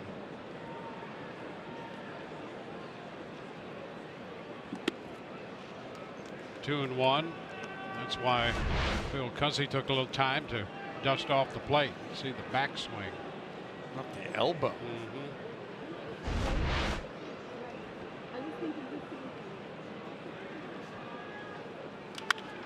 High popper right side. Robertson angling out. Here comes Gomez. And Carlos Gomez has it for out number 3. Home half of inning 6. C.J. Cron's going to lead it off. Rays down 1-0.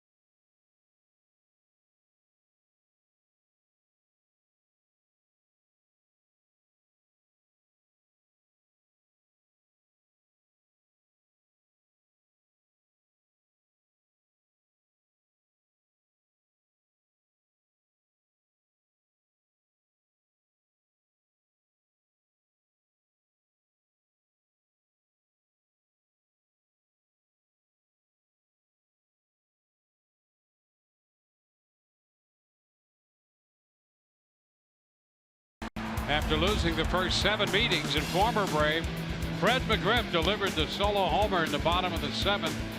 Finished the day 2 for 4 with 3 RBIs as the Devil Rays at the time knocked off the Atlanta Braves.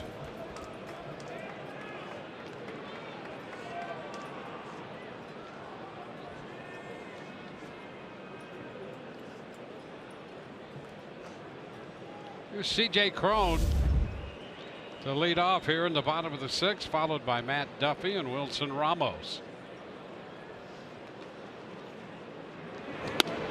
First pitch up and away, 1-0.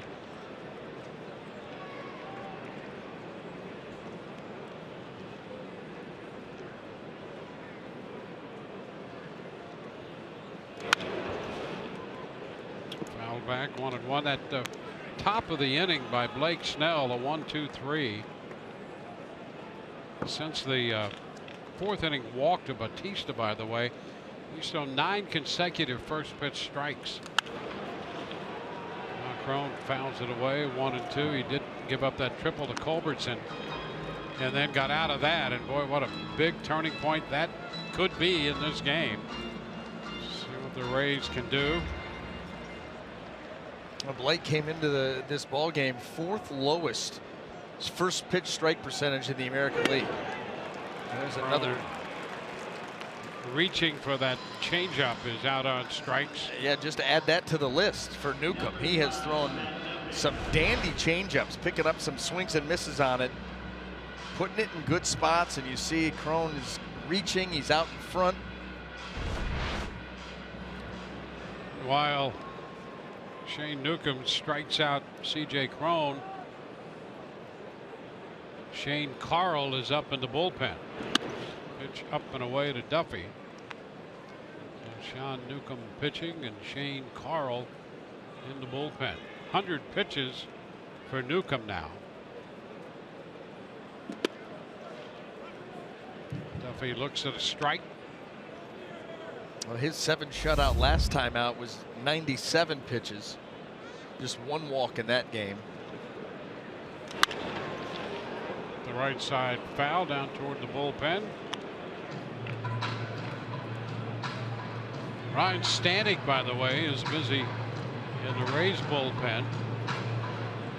Rays recalled him a couple days ago. Duffy starts to go and checks in time. Adam Hamari down at first, making that call. And on deck is Wilson Ramos.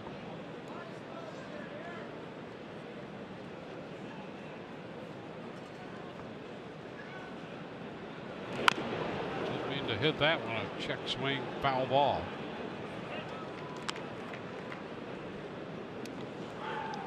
Well, Newcomb with 104 pitches, his season's high 109. That was a no decision in 5 1/3 innings against the Cubs. Now a full count.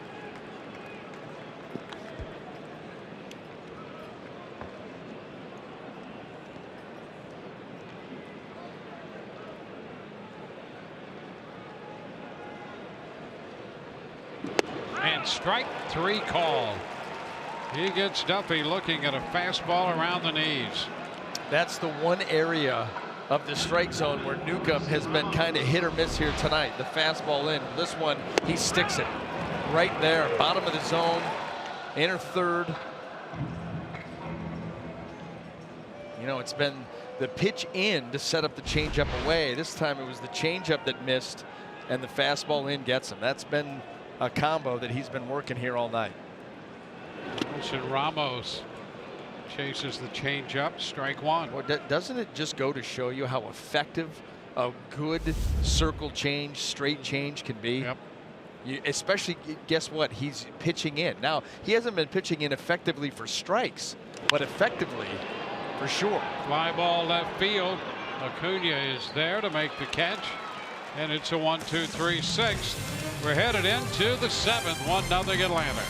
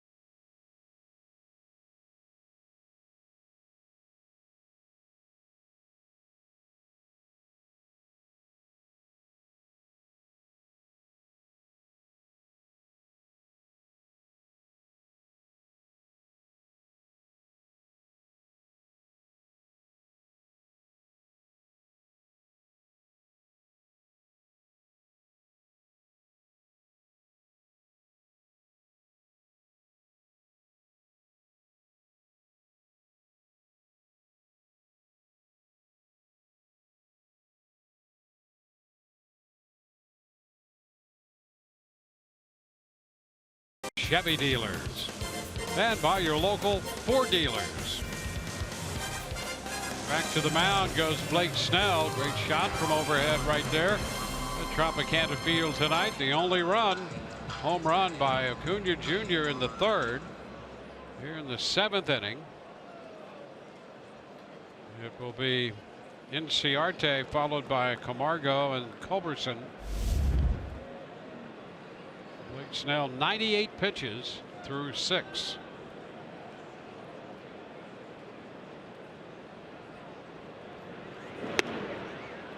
It's a little bit away, 1-0. Inciarte out on the fastball his first time, and a fly ball to left in the 4th.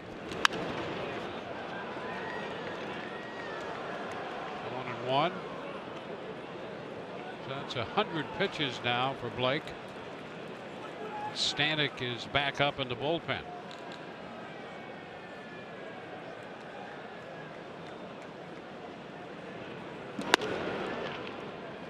Two and one.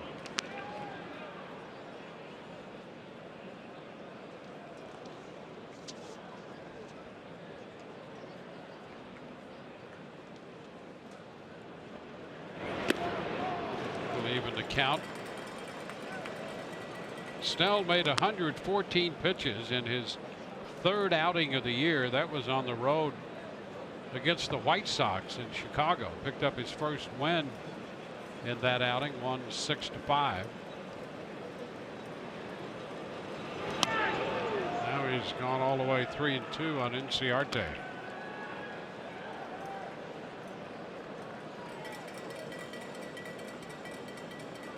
Margot waiting on deck. You want to keep this leadoff man off the bases. Big pitch here, and it's foul back. We'll see it again. They tried to go with the fastball. That was up above the zone where he's gotten Inciarte to swing and miss in a previous at bat. Right up there, he's short enough, but I wonder if you follow that up here with the slider. We've seen him expand his zone quite a bit. Don't want to expand it too much because of the full count. And strike 3 call. Nice pitch right there to get him looking. Inciarte called out on strikes. And here's Blake going with the slider, but trying to make sure it stays in the zone. Ends up locking him up middle in.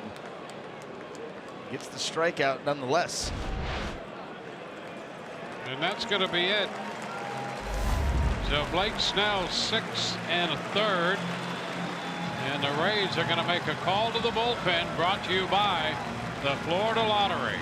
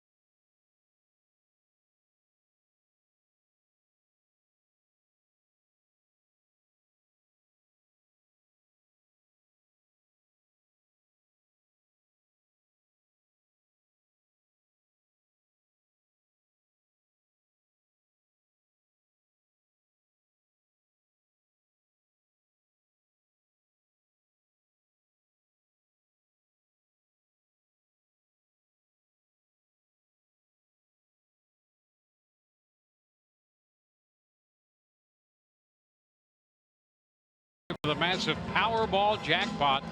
Pick your lucky numbers and get your Powerball ticket at any Florida Lottery retailer. The Florida Lottery, it's your ticket. Claim it. Must be 18 or older to play.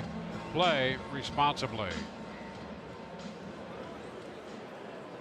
Now Snyder with Blake Snell in the Rays dugout. 6 1/3. 105 pitches for Snell. He was impressive, very impressive. One pitch to Acuna Jr. he got out of the ballpark. The only really real mistake he's made. Ryan Stanek, and the first pitch is a strike.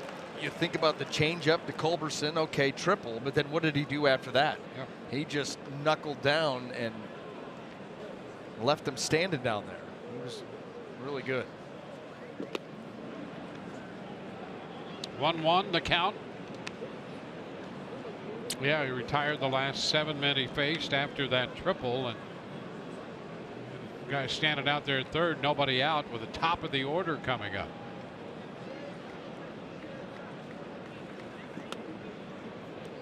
Uh, 2-1.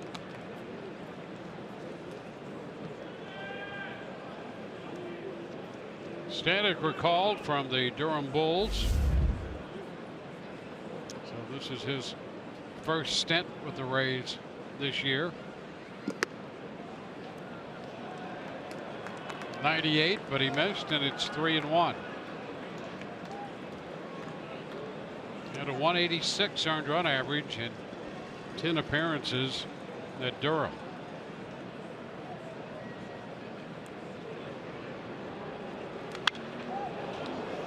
Seven, and the fastball fouled back. That's never been any question with Ryan Stanek with the velocity. He's a big fastball guy, getting up there close to triple digits. Comes down to command and the secondary offerings. How consistent can he be with them? The fastball, they're fouled back again. Well, the word is, and I guess we'll find out soon enough, he's had the slider and the changeup to go with the fastball, but the word was an improved slider.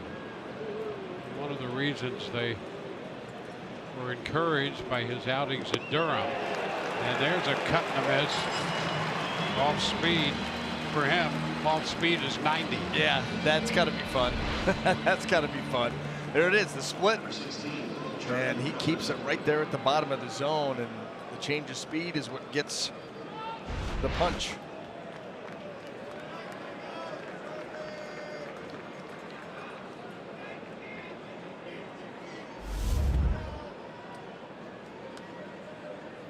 Two gone for Culberson.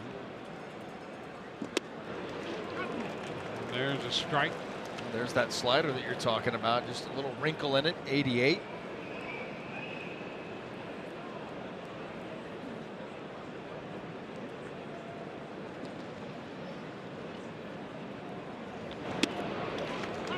Back again.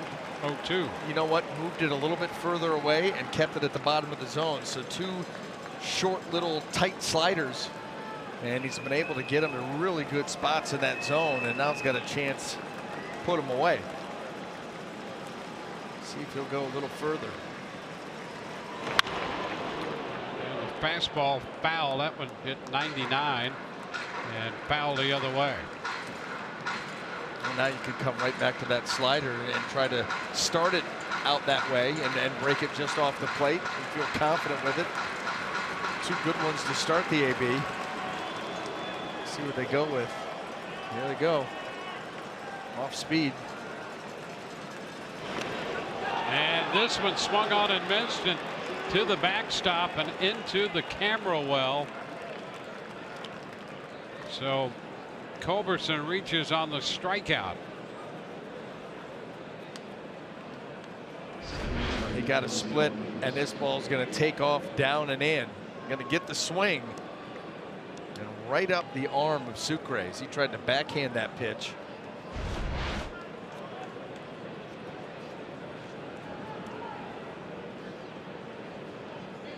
So a base runner on the strikeout.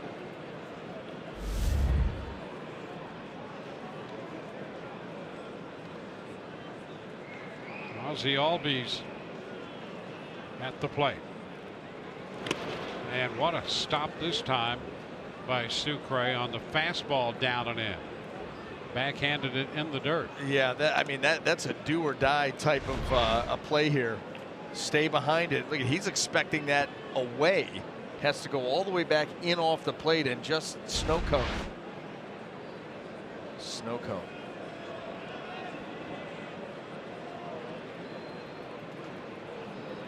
Runner takes off. The pitch is bunted, fouled, and out of play. Culbertson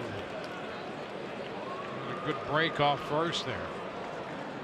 Boy, it almost looked like Albies too was trying to bump that ball hard enough to roll it into shallow left field. He did have a good jump. He was going to steal that bag without the attempt. A raised defensive setup. Matt Duffy all by himself over here at third.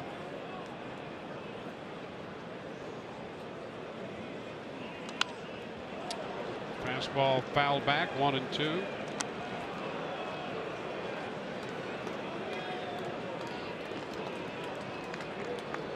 Stanek ahead, 1-2. He already has 2 strikeouts. Snell had 1 to start the inning.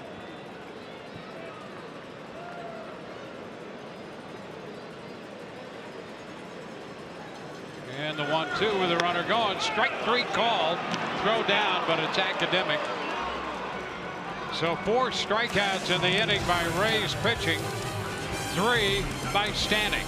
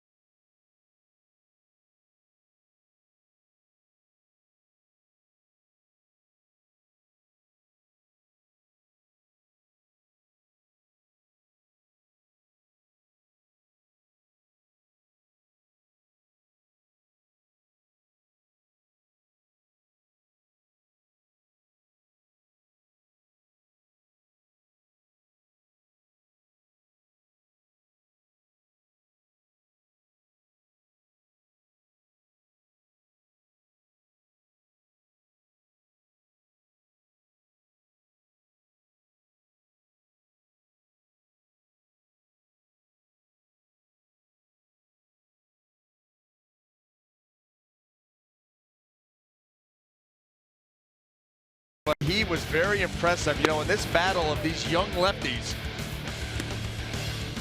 Blake Snell was very good, and Newcomb was matched him pitch for pitch, maybe 1 pitch better. I'll tell you, he was really good with the changeup, working that fastball in. Very rarely did he get strikes in there with it. Got a big one there on Matt Duffy, but he really worked the fastball changeup combination back and forth all night long, kept the Rays hitters off balance, goes 6 shutout, did walk 3. But none of those came around to score. Similar lines for both of these guys. That was a fun matchup to watch, and now you turn it over to your bullpens and see the finish.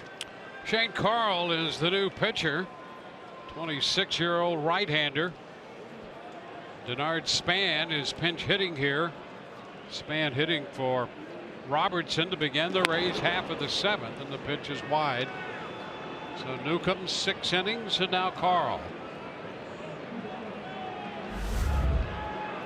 Carl fastball, slider, also has a curve and can drop the changeup in there.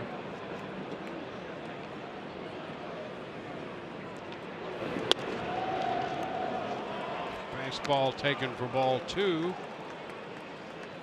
Fastball around 94. On for the 16th time, 19 2/3, 17 strikeouts.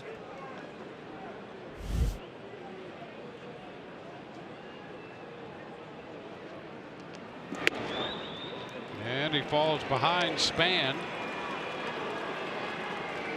He's come right in, nibbling to Denard Span, and you know, late in the game, You know what kind of at-bats Denard's going to give you time in and time out. He's really locked in right now. Not going to chase. It's a strike.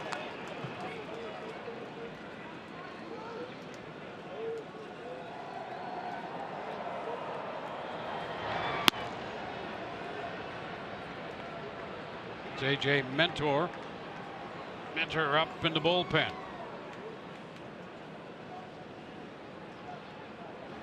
And ball 4. The Rays put the leadoff man on in the bottom of the 7th inning. So Kevin Cash decides to lift Robertson.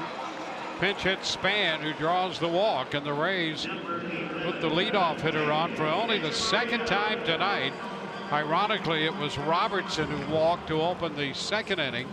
The only other time the Rays have had the leadoff man aboard.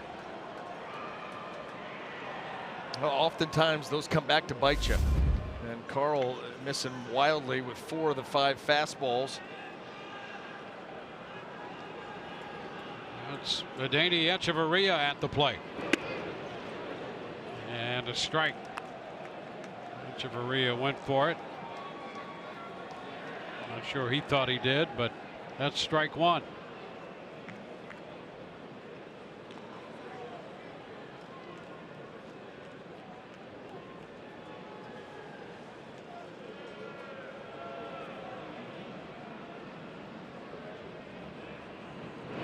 Ground ball by the mound, headed to second. Out there, throw to first. It's going to be in time. 4-6-3. Albee started the double play with Camargo in the middle. Tell you what, these guys turn an awful lot of double plays, and this synergy up the middle between Albies and Camargo. You know, this ball's not hit that hard, and Echeverria's hustling, so the pitch has to be quick, and you know the guy's got to be there. And so Albies puts a little something on it to get it there as quickly as possible, and then Camargo really lays into the throw over to Freddie Freeman, and they do get that double play. That was well turned. Here's Sucre. He takes a breaking ball in there for a strike.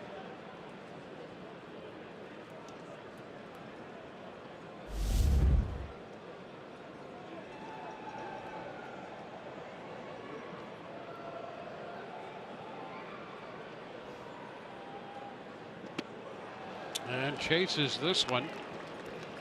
Slider, and it's 0-2. I got a report coming through that James Paxton of the Seattle Mariners. Yes. No hitter through 8. Through 8. Against the Blue Jays. Well. That's in Toronto. Yes. Ground ball, rolled to short. Camargo makes the perfect throw to first. And the Rays are out in the 7th. We go to the 8th. It's 1-0 Atlanta.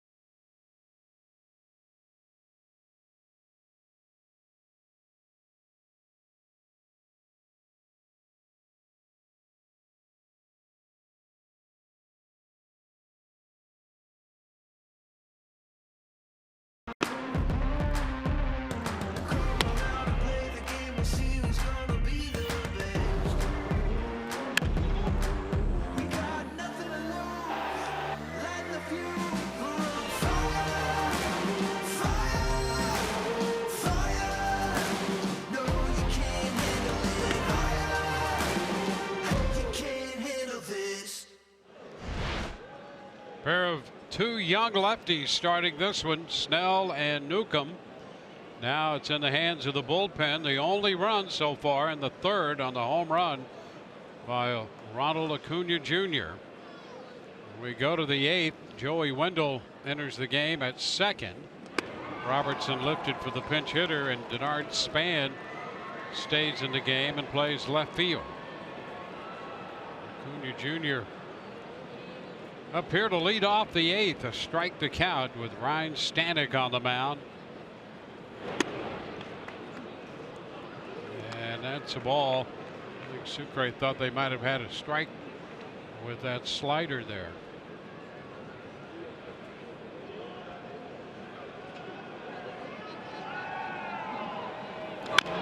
Tapper foul. 1 ball, 2 strikes.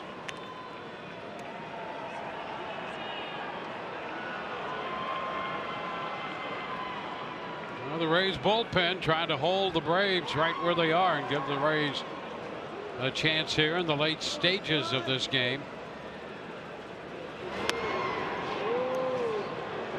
Close there. Well, that was that split, and it almost just stayed in the zone for him.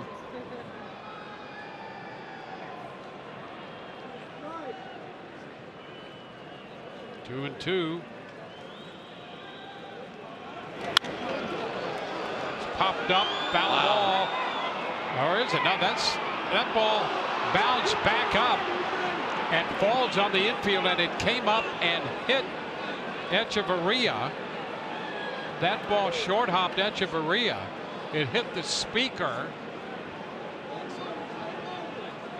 Boy, and that got up there so quick. Yeah. And Echeverria took a shot.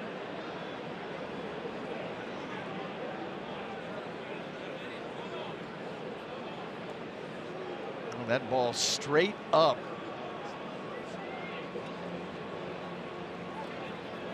So the ball was a foul ball that hit the speakers. Yeah, a couple of curved speakers up there. Like the half moon right directly above home plate. And I mean, that ball, the velocity of the pitch, that ball got up there so quick and hit it so hard. Came right back down. Yeah, right here. We hit one of those guys. I think it was this one. And suddenly it was over the infield. Now it hit that speaker in foul territory. And you know, you're concerned about Echeverria because he was making a diving attempt, and that ball short hopped him. Hit him in the face, and this cannot be pleasant at all.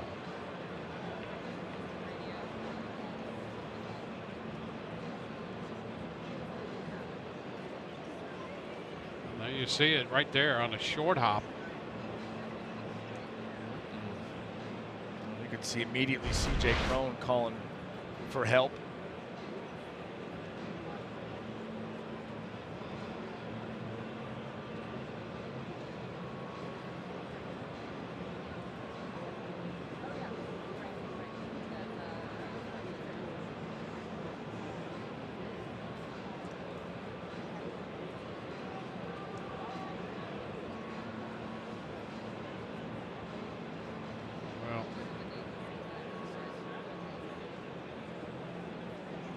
Rays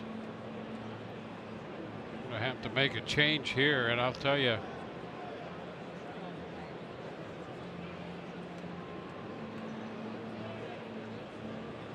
with the velocity of that ball coming down off the speaker, and then as Echeverria was sprawled out and got that on a short hop, he appears to be okay. But not the kind of situation where you're going to take any chances.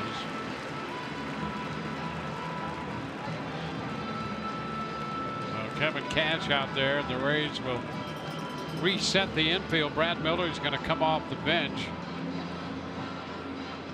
and he'll play second base. He'll scoot Wendell over to play shortstop.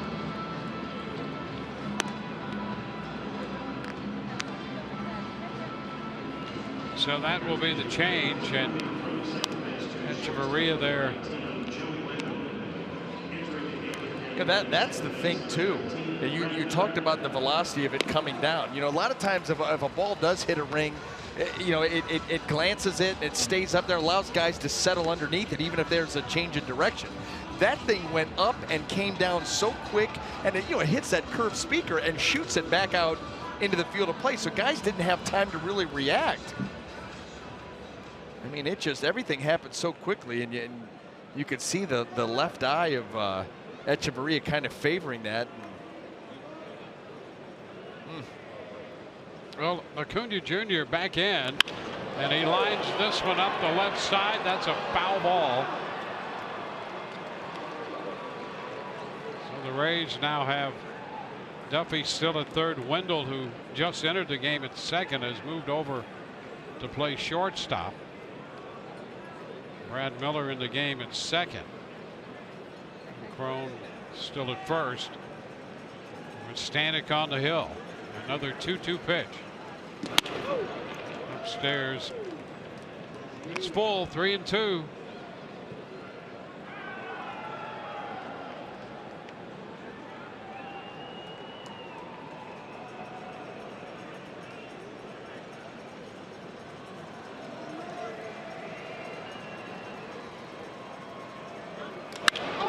Into center field. Field is there. Enough hang time for Johnny Field to run under it and make the catch to retire Acuna Jr.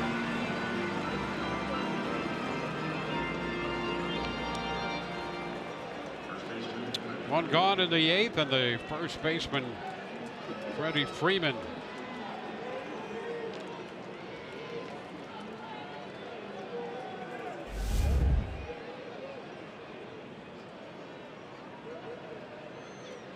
Freeman's hit was a base hit off a 95-mile-per-hour fastball back in the third. He takes a strike.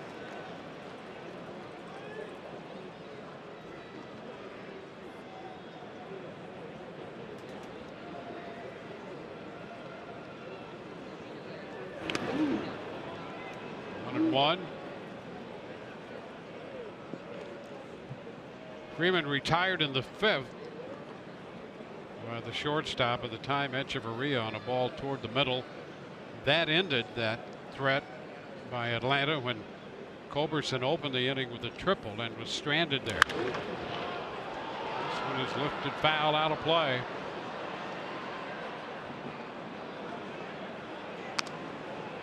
One and two, the count advancing. Nick Markakis is on deck.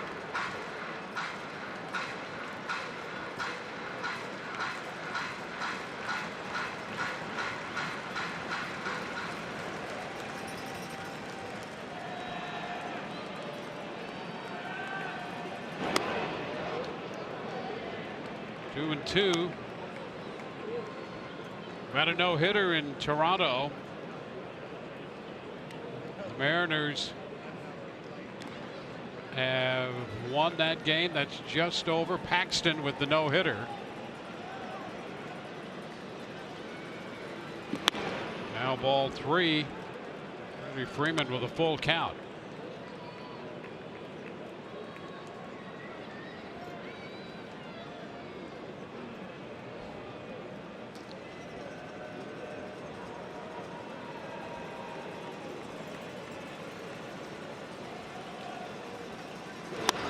Upstairs, a one-out walk to Freeman. More on the big story coming out of Toronto. James Paxton closing it out with the last two outs here. Final out coming. How about this? And did you see the pitches that ended it? 97 on the punch out. Then there was a 98 on the board. That was the previous pitch. And then that last one, 99. Those are your last three fastballs to get it. Wow. Did he throw 100 pitches? We had 92 coming in. Yeah, so he probably did, but who knows? 99. He didn't throw 100 pitches. There you are. Well, I tell you what, that's getting it done. I'm gonna. And by the way, so that's a 7-pitch ninth with a strikeout. Yeah. That's getting it How done. about that? Wow. 99 pitches. Struck out 7, walked 3, and Paxton How do you do that? That's 11 pitches per with 7 punchies and 3 walks. Yeah. Fly ball off the bat of Markakis into left, and Denard Span is there. 2 gone. So a 5-0 Mariner final over the Blue Jays. Paxton throwing a no-hitter on 99 pitches. Not a good day for Toronto, for the Blue Jays. Started off pretty poor, ends even worse. Yep. Well, maybe not even worse, but it ends pretty poor. Roberto Osuna running into some trouble. Yeah, arrested this morning and then go out and get no hit tonight. Kurt Suzuki 0 for 3. Pitch is high, 1-0.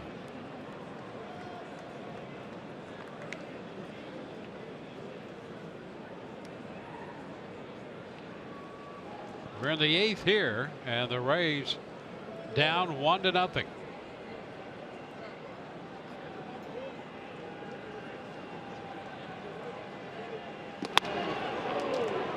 Put in 2-0. They're at 97.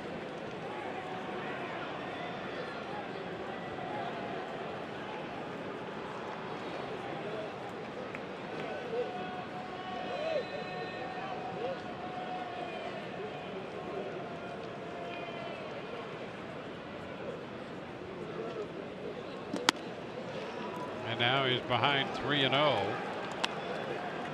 Well, he went 3-2, walked Freeman, and after a 3-2 count, got Acuna Jr. to begin the inning. Now 3-0 to Suzuki.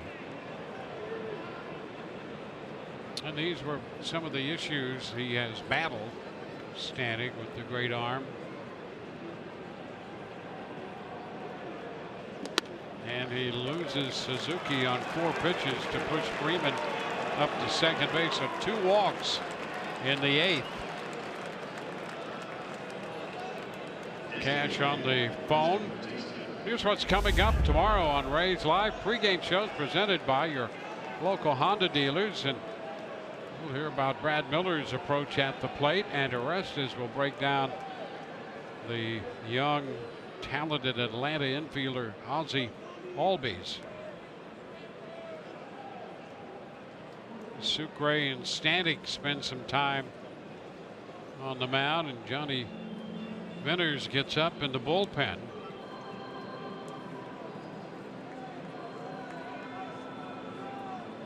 Bautista is due up. Kyle Snyder's going to go to the mound to spend a little time while Venters loosens.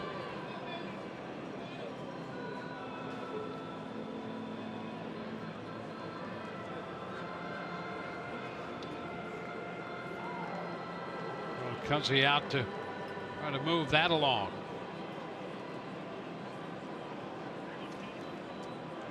Well, the Royals, after a 10-run first, have a 15-1 lead on the Orioles in the top of the 7th at Baltimore. Ouch.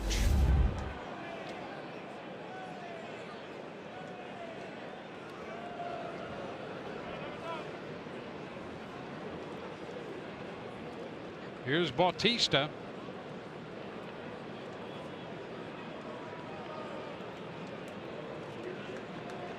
Pitch upstairs. You know, here's the other thing about the Paxton no-hitter. He's the first Canadian-born pitcher to throw a no-hitter in Canada.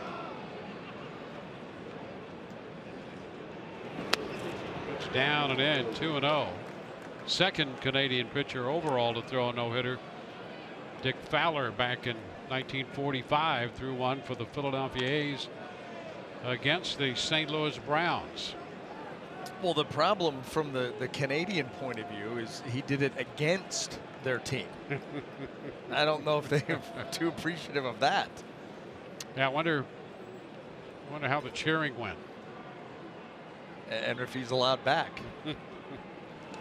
Big cut and a miss by Bautista. 2-1. They are a friendly group, though, up in Toronto. Very nice.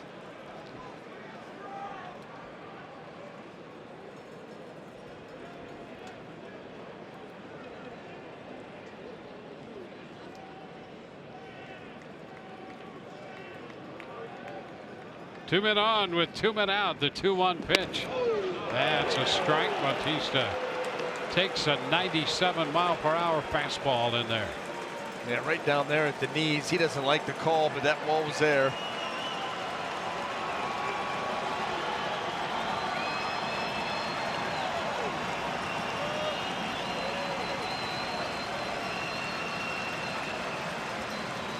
Two. He got him. He is out on strikes, and Bautista puts up a squawk. He's out on strikes. 2 men left, and we're going to go to the bottom of the 8th. There's the slider that got him.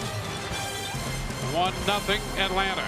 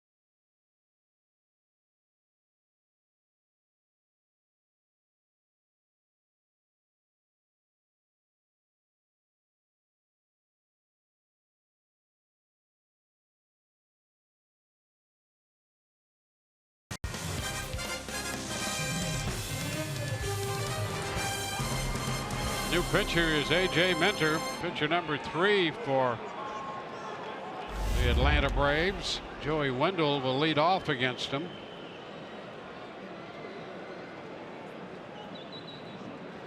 They're cutting him in, strike 1. Well, the one thing that jumped out at you when you looked at his numbers, you know, a little over 14 innings of work, but 10 walks. So he's got a good arm, but you've got to keep him in the zone.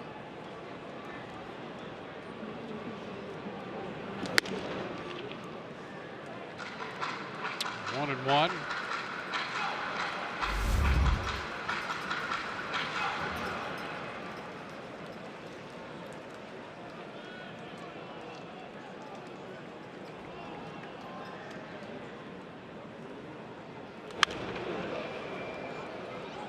One and two. And with Minter, the lefty, entering the game. Left on left here to start the inning, with Field next. And then Gomez. And more action in the bullpen for Atlanta.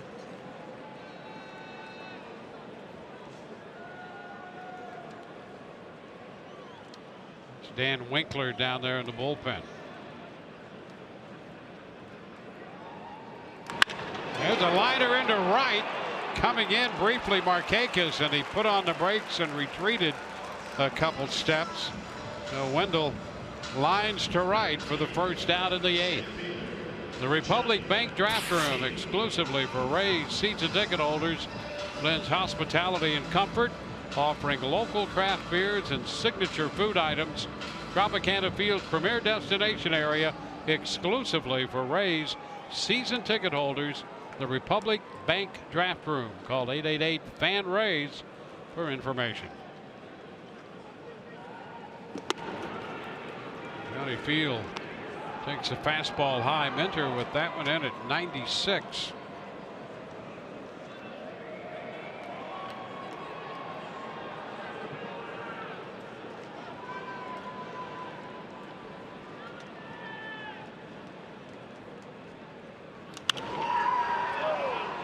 Carry out of play, 1-1.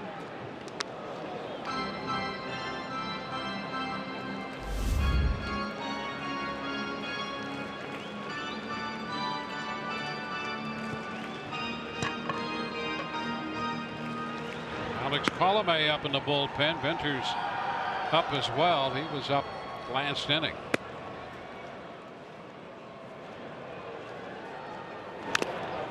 Just a little piece of it, a foul ball. Now the count's 1-2.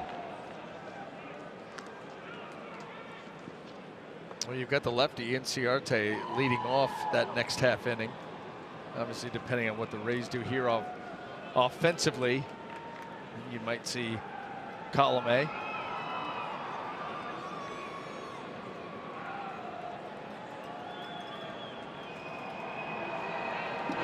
A cut and a miss, 96 up.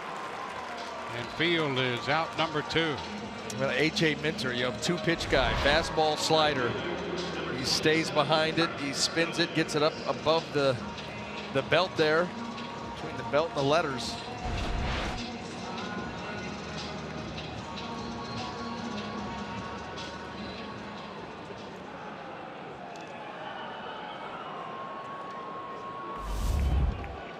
Now there's Carlos Gomez.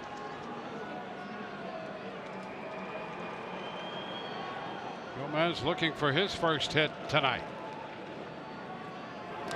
And there it is, a line drive base hit into right. The Rays have a runner. So on the first pitch, Gomez is aboard. He didn't feel like that at bat was going to take very long, because Carlos Gomez was going to be up there swinging. And they try to get in on him. That ball stays middle of the plate and down, and he just shoots it out into right field. C.J. Cron is due up, and Atlanta will not allow him to face a lefty. They're going to make a pitching change, and this call to the bullpen is brought to you by the Florida Lottery.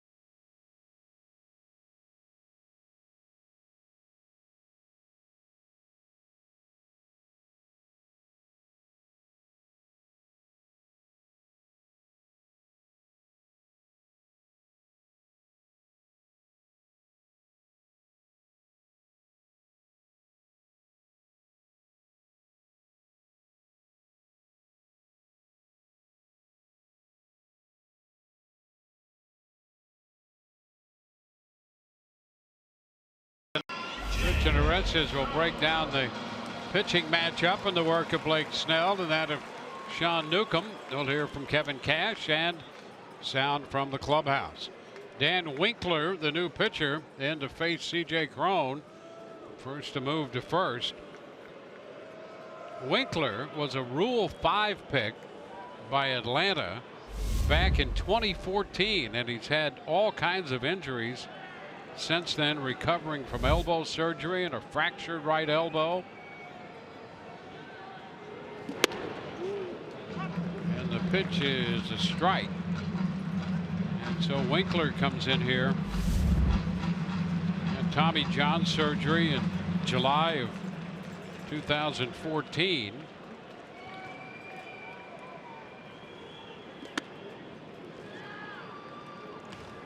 One and one. I'll tell you what, he's figured out a way to miss some bats. 22 strikeouts and 15 and a third, holding opponents to an average of just 100.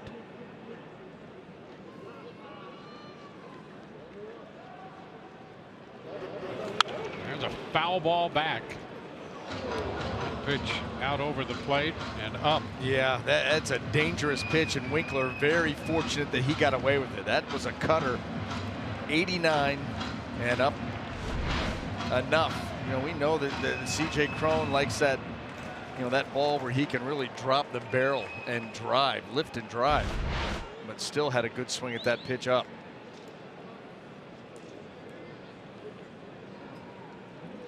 One and two the count. Ground ball headed toward the middle. Oh, what a stop. But no play. That ball into the outfield. And Albies came up with it, but had no play. And the Rays will continue the inning. That gets Gomez up to second. And this ball was hit extremely hard, but Albies is showing you the kind of athlete that he is. Able to flag that thing down, but his momentum takes him well out into the outfield, and at that point there's no play to be made. The Rays one of those and one more base hit away from potentially tying this thing up. Now it's Matt Duffy, 0 for 2 with a walk tonight, and he fouls this one back. Pitch up and away on the corner as he fouled it back. And Winkler actually goes with that cut fastball at a higher percent against righties than the actual fastball. Also will mix in a slider. Everything moving away.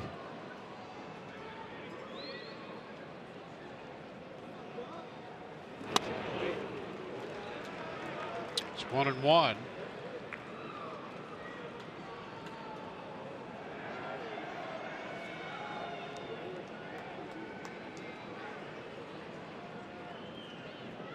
Winkler pitched collegiately at the University of Central Florida. Foul out of play, and it's now 1-2.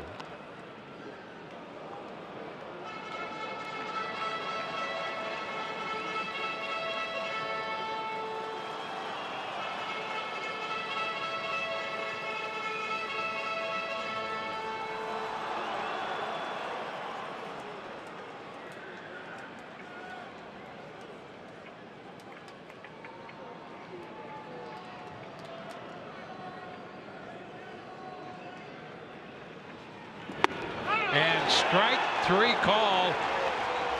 Fastball just caught the zone. And Duffy caught looking to end that threat. 2 hits, 2 left, no runs. 1-0 Braves.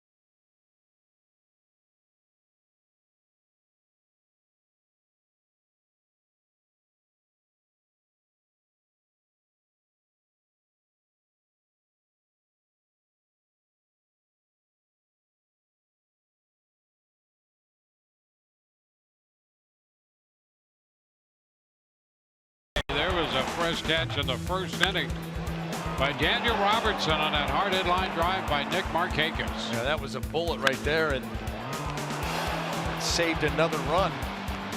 You think about some of the Brave opportunities. There was one there. They had a runner at third, Charlie Culberson, with a leadoff triple, and Blake Snell was able to pitch his way out of that.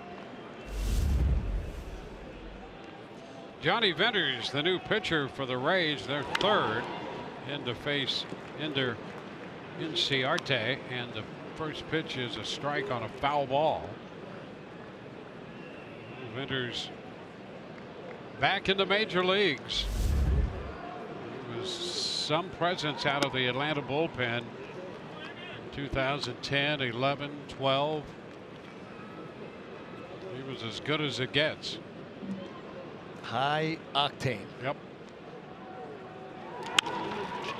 Tap this time to short, grabbed by Miller, and the throw to first. Inciarte is the first out. Let's go back and take a look at some of those numbers in those seasons for Venters with Atlanta. Major league leader in appearances in 2011, 85, and on the All-Star team. Well, and you can see with the number of innings that he worked, mainly a one-inning guy, just come in and blow heat. Some movement. First pitch is a strike to Camargo. You know, and he's been 93, 94 here tonight. You think the juices are flowing facing your old team? You better believe it. He's going to have to cover first, and the lead over there out at first. He just got Camargo. Crone found himself way off the bag, and that was a great feed to lead Venters to the bag. It was going to be close, and it turned out to be. Well, you become a quarterback. You got to hit a moving target, lead him right to first base. You can see how far off he is. Little touch pass. And just in time.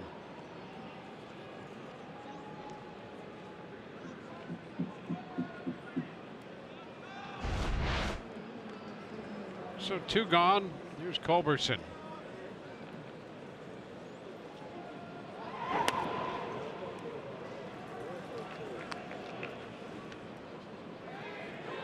Culberson led off the 5th inning with a triple and was left on third. Ground ball. Miller with the throw to first. 3 ground balls. 1, 2, 3. Go the Braves against Venters. Bottom of the 9th coming. Rays are down by 1. Ramos to lead off.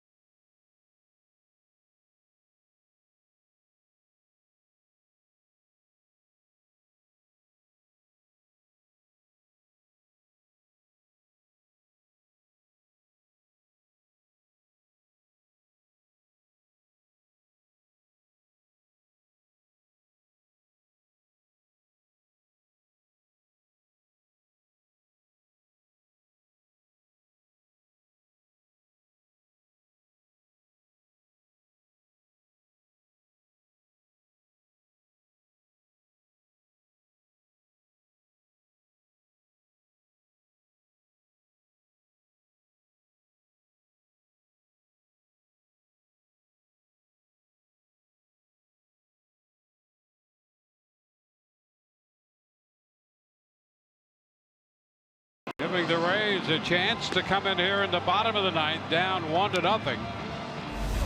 They'll face Arodys Vizcaíno. Game decided by 1 run. Well, the Rays, how about that? The Rays 16 one-run games. They're 5-11. That's half their games. Red Sox 10-3 with 13. Arizona, Detroit, and the White Sox also with 13 one-run games. 16 for the Rays. Well, you know what, then? I like the idea of a walk-off 3-run homer. Sounds like a shot. And forget the one run. Well, there's Ramos to lead off against the right-hander, and the pitch is a strike. Vizcaíno, 27 years old.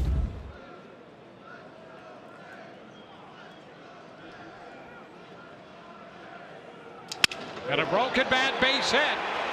Well, the Rays get a base runner. So Ramos, who had gone 0 for 2 with a walk, has a base hit here. Well, he has been so hot, and he gets this one to fall in. That mislocation, it ends up getting in on Ramos, but he's able to wrap the bat around it. And even though it gets in on that label a little bit, he drops it into left field. Strong guy. So he extends the streak.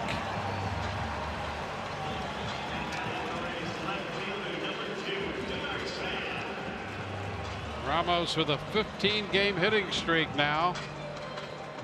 Malik Smith will run for him, so the Rays put some speed aboard.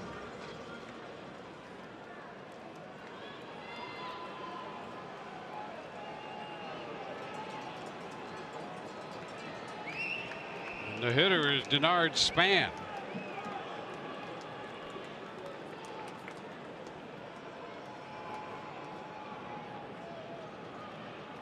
Span takes a full cut, a little piece of it foul.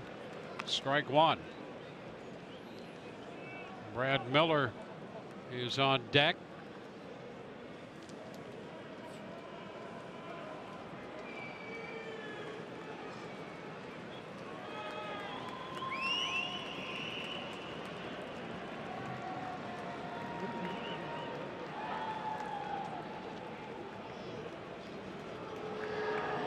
Vizcaíno spending a little extra time on the mound, stepping back. Well, you've got to be concerned with Malik Smith and his speed, and certainly that has his attention.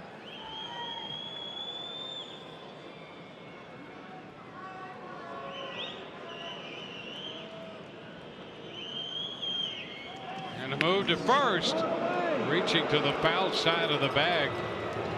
Freeman to corral that peg.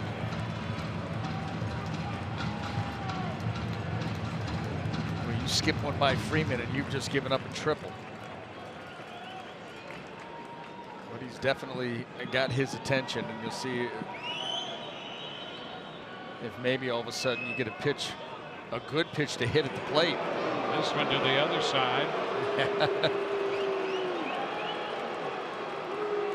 Vizcaíno moved into the closer role at the end of July last year and picked up 12 saves in 13 opportunities.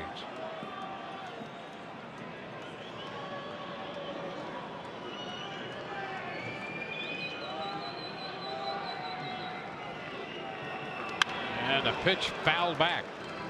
That puts Span down 0-2. A fastball, slider.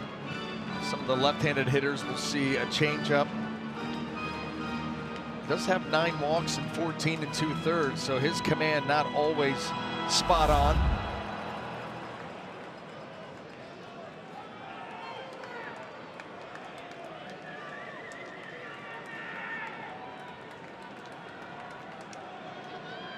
Again, a move to first. So a lot of attention paid to the pinch runner, Malik Smith, as you might expect.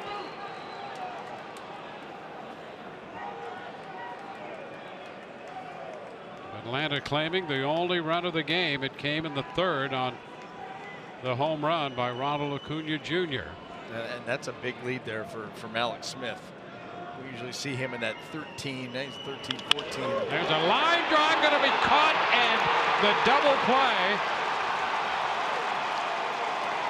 Albies with the leaping catch and the toss back to Freeman. And the Rays lose that base runner, and they're down to their final out. Boy, this looked good off the bat. And you see Malik Smith with a couple steps towards second. And that allows Albies, you hear the ball off the bat, at just 1.5 steps too many, and they get him. Now here's Brad Miller. It's upstairs.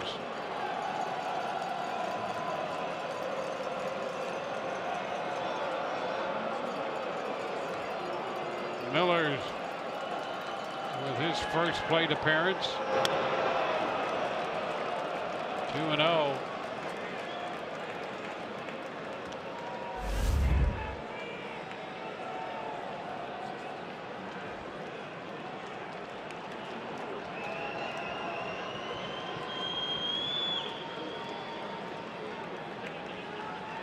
Sucre hoping to get a chance to hit in this game. Miller takes ball 3.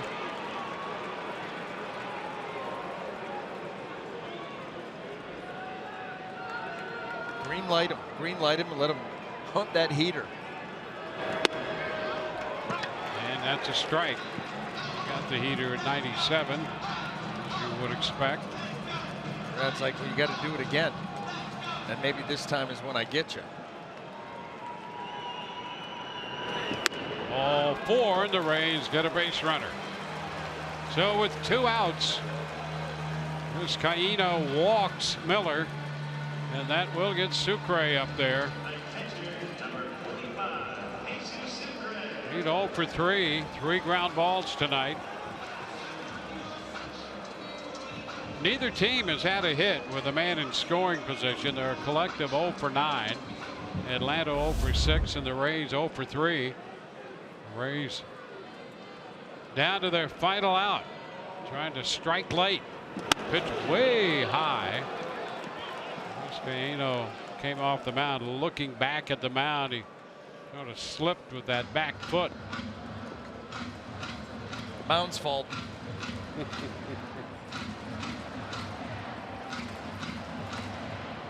A little visit from Kurt Suzuki.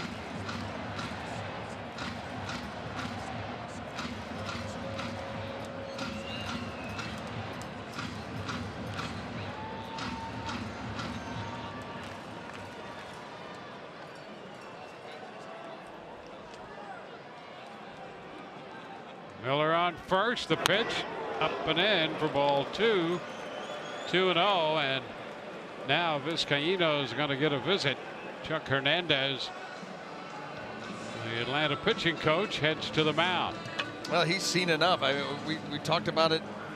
9 walks, now 10 walks in 15 innings of work. So he can be prone.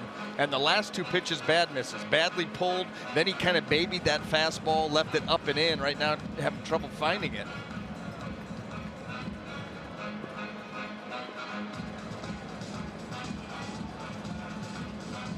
Well, he's given up a single, then the line drive double play on a leaping catch, and a walk to Miller. Wendell on deck. 2-0 the count to Sucre. 2-1. He took a swing, didn't he? Jesus Sucre, knowing that he's going to get the fastball, and turns it loose.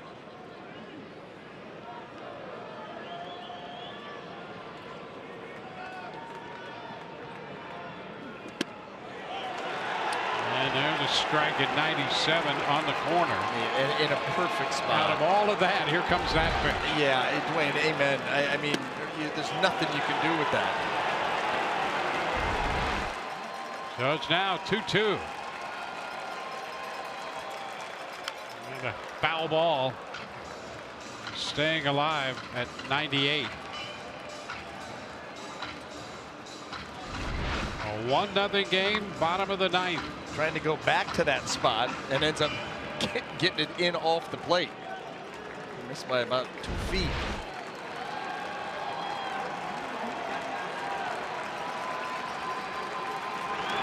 And it's popped up back of first. Freeman is going to have room, and this game is over.